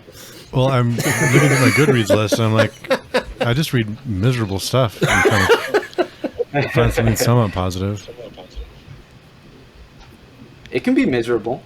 A human heart in conflict with itself is frequently a miserable experience. That's true. Please say the second. The second apocalypse. You want to say it. Please say it. I was going to, but is anybody redeemable in that series, though? I mean, Wait, which series? maybe Espinette? Backer. R. Scott Backer. R. Scott Backer. Maybe Well, Espinette? so I haven't read it yet. I mean, I've read the prologue like twice. I've tried, and I'm excited to get into it for the read through. But I guess my question would be, I don't even know if they have to be redeemable, but do they struggle with their sense of self and their do they have those conflicting ideals? Like if they are, do they make decisions that they then feel guilty about, or that they're unsure if we're right? Or are they like? I think it's about a lot of internal kind of torment and questioning, what's right and your place in the world and everything. I still miss the series you're talking about. Oh, Prince of Nothing? Oh, Prince of Nothing. Oh, I haven't read that yet. Oh. Yeah, there's some characters that do. Paromita can probably confirm that there's a couple that don't. I think just a couple. Just this one person who I was. yeah. The moment they came, I was like, please die or go off screen, and they just didn't. And I was very sad with Backer about that. I sort of love the idea that if Paromita ever released a novel, it would be the most grim dark novel ever released. Devoid of all hope for some people. I was trying to think of something not Baker related, so I did think of Mata Zindu from the Dandelion Dynasty. Okay. Okay. Yes, Dandelion Dynasty is also beautiful, beautiful. Paromita, I have a question for you. So what are the characteristics of a successful book in your opinion?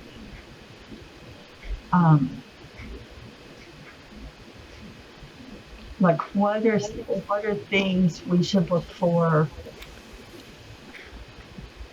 that are like foundational for you? Writing. The writing. Sincerity, that's it. So the writing, like in terms of the characters or the setting, or just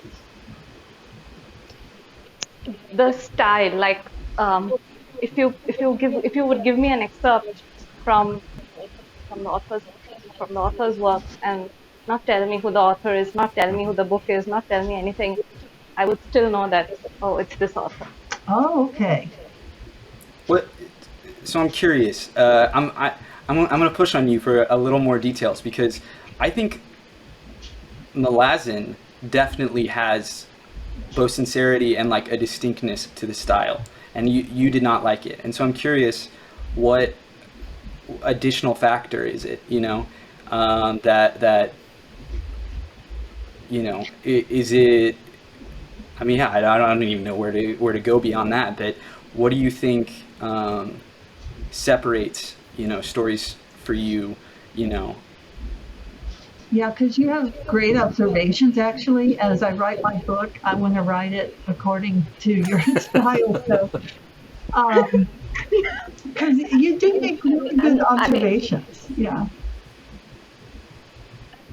I'm really sorry, but I do not have a good answer. Like, I have tried to find a trend or something, but it literally I have to try the writing sample, or in some case try about 25% or even half the book before I know it's for me or If it's it's successful or not not. for me. Uh, like someone on a Discord server once said regarding somebody else, they were like, this person is a random rating generator, and that really fits me because nobody, including me, has any idea what is going to happen until I started the book. Yeah. That's, But I'm so sorry. Like I think that the books that I love, the one thing in common is that they spoke to my heart in some way, and they felt sincere to me. So I mean, I agree with Carl that I mean thousands of readers, probably millions, praised the prose in Malazan, but the writing was not for me. Right, for sure. it doesn't capture your heart. Yeah, I could see that. Yeah. Especially in the beginning. Yeah. I sort of feel your pain, Paromita, because it feels like every book I read educates me a bit more into what it is I like about books. You know, I don't know It if is we can hard ever to- quantify it. Yeah, I'm right there with you. I think I'll constantly be surprised by something, or like often what surprises me is when I don't like something that I feel like I should. Like I'm like this has all the pieces I feel like I should like, you know, like speaking to the Dandelion Dynasty. So I need to give it like a fully fair shot and like read the whole first book, but I had bounced off the first book 3 times, and I think I got as far as like halfway through it. And something about the writing style, like it's hard for me to like fully even like process, you know. The funny thing, we're talking about this, rounding back to The Witcher, I think the translation is a big part of why I struggle with those books, is because it feels almost like it was written like it's like it has its moments of being like, certainly the vocabulary is pretty broad, and like it has its moments of sounding pretty, but a lot of it reads like a manual, you know, like it has that like rhythm. I don't know, it's hard to like explain, certainly a lot of what it. But also they changed translator. I mean, it is not the same translator for all 7 works. So I think the Last Wish, which is the first short story collection, is done by someone, is done by a particular translator, and the second short story collection is someone else. Then for the first novel, they go back to the old translator, and then I think the last 4, at least Lady of the Lake, is by someone else. So I don't think it is necessarily a deal breaker. Like Three Body Problem is like that. Ken Liu did volume 1 and 3, as well, Paromita. and I'm sorry, I forgot the translator of volume 2, but I think it read seamlessly. I don't think it's a problem, but maybe it's a problem here because he has used very specific nitty-gritties of folklore. Because it cannot be that European readers who are reading it in the language and Polish readers are saying this is a masterpiece, and when we are reading it in English, we are saying, okay, there must be something missing. Joel Martinson's the translator. And that's what I thought. For the second book. Thank you. The Grace of Kings does read like a manual. It almost reads like a history book. The rest of it is. And I mean, I agree with, I relate to what Carl said so much because I started The Grace of Kings and I DNF'd it at 50 or 55%, something like this. And then I was watching this booktube channel, Ponderings of Pete, and he was responding in the comments to me. So I said I DNF'd it at halfway through. And he was like, you DNF'd it just when it gets good. So if possible, try it, carry on. Everybody always says that about a book. So You've stopped reading it. You stopped like just at the very second, and you're like, God damn it. Because it was within the book. Like if they had said that it gets better in book 2 or book 3, I would have said, sorry, you have to, like, I want to spontaneously read book 2 by myself. But since it was the same book, I kept going and I really liked it. And on a reread also, I really liked it. So maybe it is absolutely not for you, and your opinion won't change even if you push through to the end. But that was my experience, one experience of mine in which my opinion did change when I finished it. Book 2 is one of my favorite books, though. That's Wall of Storms is so good, so good. So it's worth hanging in there. Too many books. Too many. Oh, books. you're muted. I do it all the time. Okay, I'm back. Yeah, I definitely need to give it a fair shot, and it's certainly not an uncommon thing for me. You know, I don't know if this happens to all of you too, but I'm a big mood reader, and definitely if I'm not in the right mood for a type of story, I'll bounce off it and then return to it later. Or like, you know, talking about the Wheel of Time, like it really took me a few books before I was like really into it, and I can't believe I gave it several books before I was really into it. But and even then, you know, there still was like book 11 I think is horrible, but you know, book 12 I thought was great. Anyway, yeah, Dandelion Dynasty. I've heard so many good things. I need to just like stick with it and like really, yeah, give it a shot. Have you read it, Varsha? Have you read Dandelion Dynasty? No, I want to eventually. I've put a lot of things on hold until after I finish Malazan, and the time is coming. You're going to put things on hold when you finish Malazan to restart Malazan. I was just about to say it. Well, at that point, it doesn't count as something I haven't played. There's something about. So I have like, I don't know, 18 CDs or something in flight on Goodreads. It's a lot, and it's actual mental load in my head that I have these many things to finish. But I'm not going to count the reread as one of the things that I need to finish, because that will go on for 4 years, and I'm not signing up for that kind of load. So I will do the reread, but I will read other things besides that I've put on hold since. Varsha, you have a 15-year friendship committed to here. Are you saying? Don't forget the Esselman books. I was going to say, and Erickson has more books. Yeah. Erickson has more books, and we have so that's not mental load though. It's a 15-year friendship, so I'm not counting. So the 15-year friendship, for those who aren't familiar with the concept, is because we're reading the SF Masterworks, one book a month, and there are 160 of those. It's going to go on for a while. So, yeah. I'm going to die one book short. I can feel it. No. My legacy is going to be like, Chris isn't here this month, unfortunately passed. So close. Yeah. So close. So I was doing some math with like compound interest formulae to see how many more books we have to read that accumulate over the next 15 years. So it's plus 60 at least. That'll take some time, and then, you know, eventually we'll catch up. Eventually. It's good so far. The first two were great. So. I was going to say we didn't hear Layla's answer to some book really. Human Heart. You know, anything which really made you feel like wow. Well, you know, I was thinking the Poppy War series, and I think that's because I do gravitate, I think, toward female, complex female characters, like Felison in Malazan, and actually Tavori too, and you know, there's several complex characters in Malazan. Of course, Daenerys, but Ren in the Poppy War series is, I do think, very complex. And what was the phrase someone said? Like works against herself sometimes, I guess, if that's a good way to put it.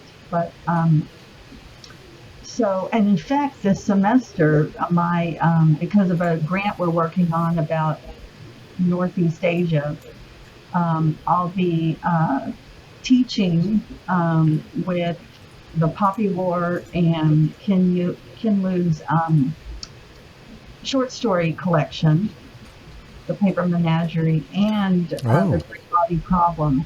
So everything we're talking about, so I'll have like this big comparison I can make between all of these characters now, but I'll get to revisit Rin and just find out more about why she's so complex, I guess. But that's why, of course, Robin Hobb, you know, that was one of my first go-to bots as well. But there's so many, you know, it's really hard to just pick one, I think. So. And speaking of AP, I know we edited Carl's book, but I wanted to give a shout out to Varsha because on Varsha's new video, AP actually commented and had some high praise. So I thought that was awesome, Varsha. Yay! Thank you, Steve. I really appreciate that. I've been hyper nervous making those videos, so it's really nice to get some positive feedback about them. So, yeah. So tell us about the series. So it's called Bright Threads in the Tapestry. The name of the series is influenced by the Funeral Tapestry by Guy Gabriel Kay, which also happens to be the book because of which I started the series. It has such beautiful writing, and I wanted to go, you know, break it down in detail and talk about it. So, and also, as it happens, I have 2 other series in flight, which I think have excellent writing. Malazan, of course, and The Wars of Light and Shadow. And I have really large highlights for all of them. So I wanted to like sit down, and there's like connecting themes for several of the highlights that I have. So I wanted to like talk about the connecting themes and talk about specific lines and passages that I really enjoy. So that's what I'm doing. Each week I discuss one of a passage from either Funeral Tapestry or Malazan or Words of Light and Shadow. And eventually the plan is to rotate more books in. And other series that I plan is Discworld and Lavi Tidar's books, Central Station and Martian Science. But that's it. Yeah, but thank you for bringing that up. I really appreciate it. It's been a great deal of fun to record, and it's nice that you're getting an audience. My worry was I'll put it out there and I'll get like 2 views on it. I'll definitely check it out. That sounds really great. Thank you, Carl. Thank you. It's like AP comments. Yeah. Yeah, I would never be able to do that. No way. It's one thing to sit and say, oh, I like this book because I like the characters or whatever else is, but to actually be brave enough to kind of say, I like this because, and do sort of even in retrospective or intellectual breakdowns, that's like amazing. I've only watched the Curse of the Mistress one, obviously, and it was so good. I actually had a little bit of a chuckle when I heard you read the word brigantine, because we just discussed it actually recently, you know, but it was in that passage that you read out, and I was like, okay, that's nice. I think we had that discussion. I forget whether we had it before or after I recorded that episode, but yeah. I remember we had a long conversation about it. It's so funny.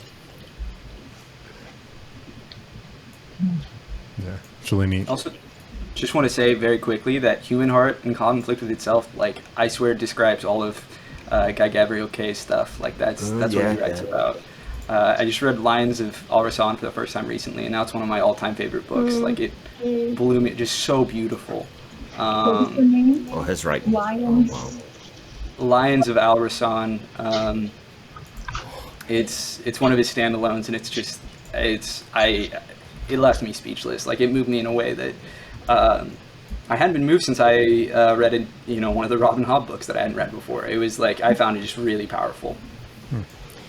His writing is absolutely brilliant. I'm reading his works in publication order, and if Funeral Tapestry is him at the beginning of his career, oh my god, I cannot wait to read what else he's done. But he writes elevated prose, but it is very, very readable. I mean, that's what makes it such an incredible skill. Yeah. Absolutely. It's like music in books.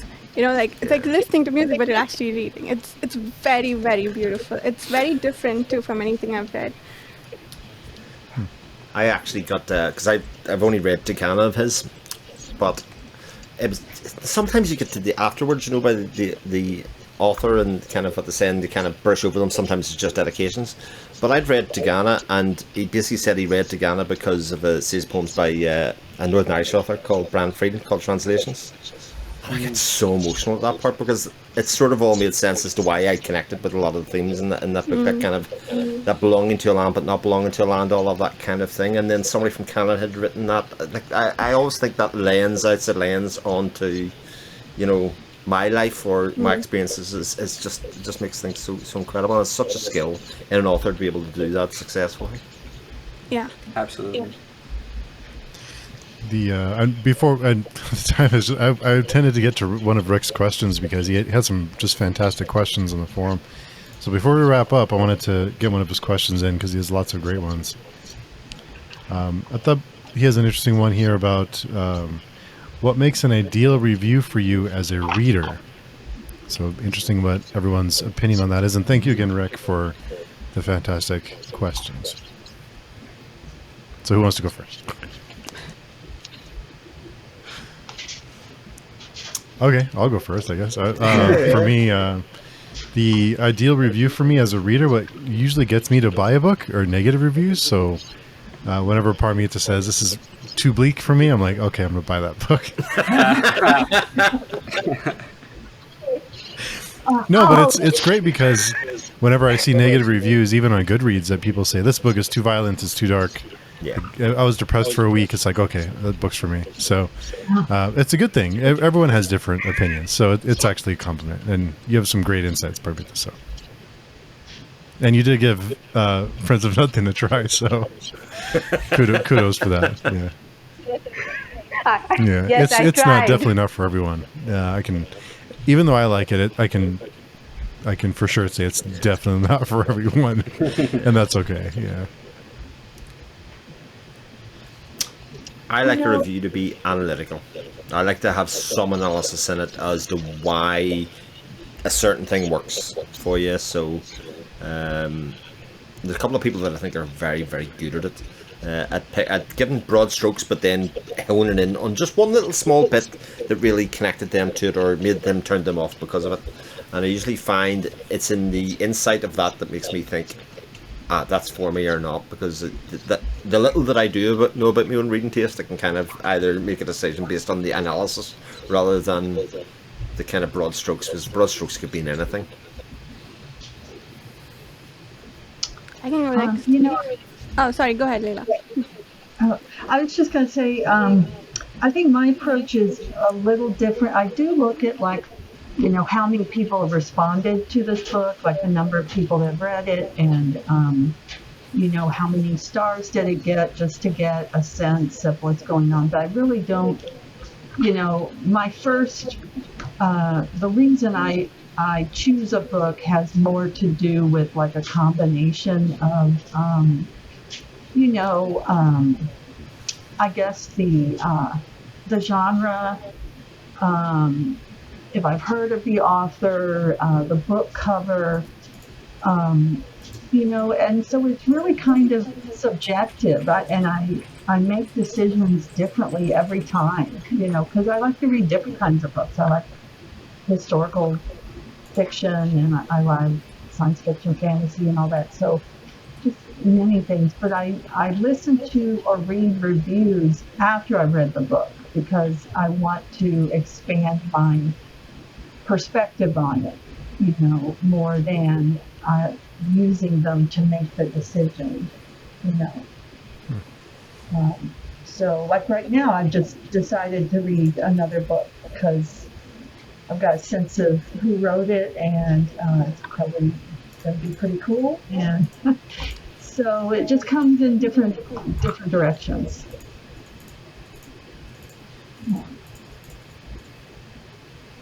I think I was going to say almost exactly the same thing, Leila. I read reviews after I finish books, and I think what I tend to focus on is mostly 5 stars and 1 star to see if people liked the book for the same reasons I did, or if I really liked the book, then how could anyone dislike it, and find things that they didn't like. And I think the ones that I appreciate the most are those that tend to stay objective and not,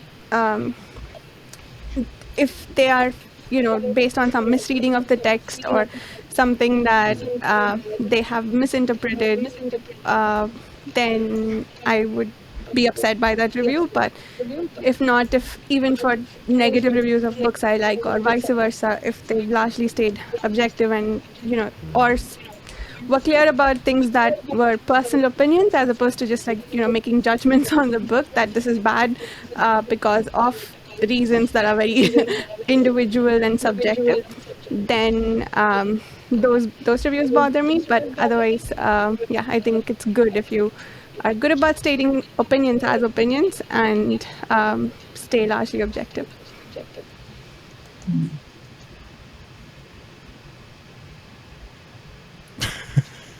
I'll go then. Go ahead. I definitely think there are two kind of sides to it. Actually, there are probably more than that, but certainly like the reviews I read after I've read a book, and like often I'm reading those because either I want my opinion validated because I'm insecure, or or I'm looking for some new insight, where I'm like, oh, that person noticed something I didn't notice, or they appreciated something that I didn't appreciate, and now I suddenly have this broader, more nuanced perspective of work, and often appreciate it more. But if I'm looking for something to read, a few things. This may be vapid, but I like when a review is like fun to read, or to watch or something, where there's a level of like personality or humor or anything. I guess that's the entertainment aspect of it. Yeah. But otherwise, too, certainly, like Chris said, the analytical perspective, if the reviewer can kind of explain why they like the things, they didn't just say they like it, they thought it was great, they're like, the characters are great. Well, like, why? Like, what is it about the characters that you found compelling? If they talk about prose, that's usually a good sign for me, because a lot of readers don't care, and so when they do, that tends to be like, okay, like these are my people, and that helps sort of figure things out. When they talk about themes, that's another big thing, and not just in sort of the broadest sense, but like can actually like maybe discuss things in a little more detail. Like I think that's always something I appreciate, is when they it's not just the movie's about sadness, it's like, oh, the movie's about like processing our grief in the wake of blah blah blah, when I feel like, yeah, they've really, the reviewer has analyzed, the work and processed their own feelings and can like explain that often I find is more helpful than just something very broad. I love thematic reviews. Yeah. Thematics are the bit that I really love in books. When a book tells a story, but you come away from going, that actually might have been about something else. That could have been somebody's personal grief in there. You get to the end of it and then kind of think about it, or it could be about, capitalism or whatever it is on the side. Love that stuff. 100%. Paromita?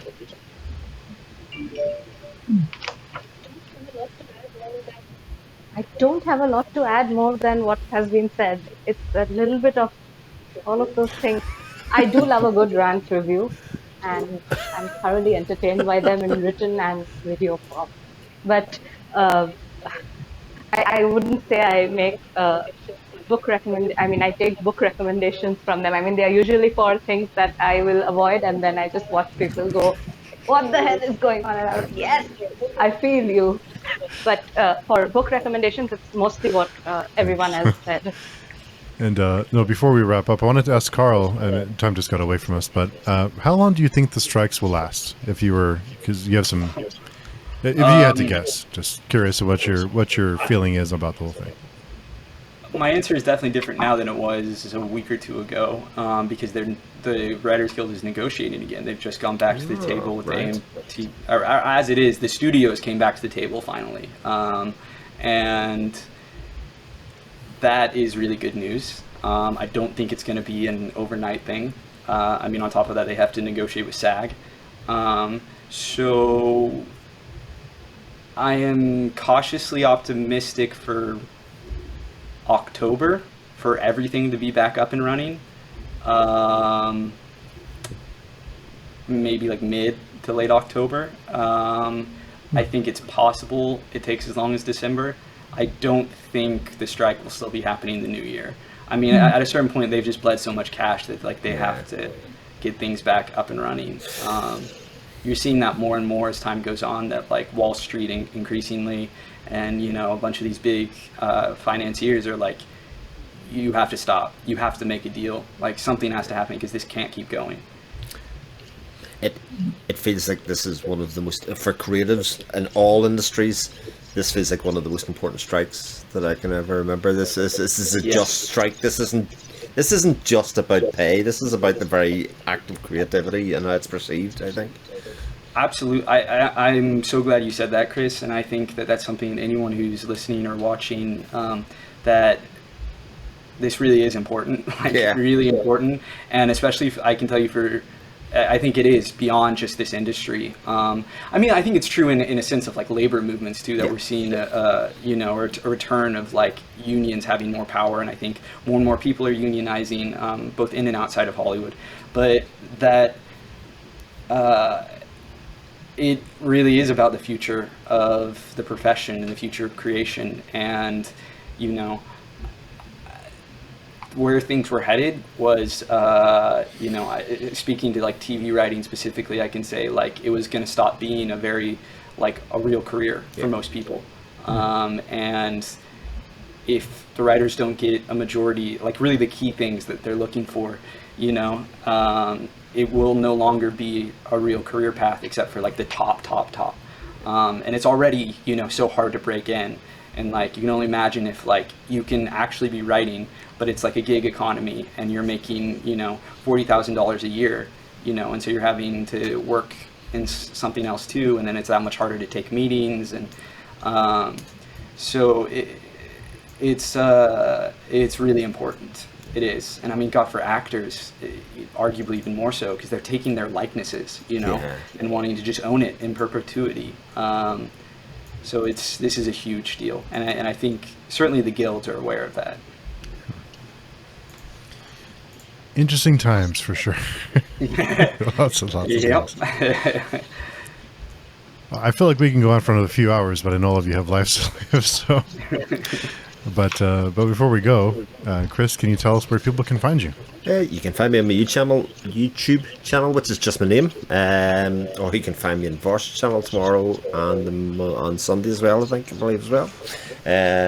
Or you can find me on Twitter, X. Oh no, you can't. I don't post anything. What am I talking about? That's absolute nonsense. Find me on the page. Tune forums is the next best place. Nice. And Carl, where can people find you and your work?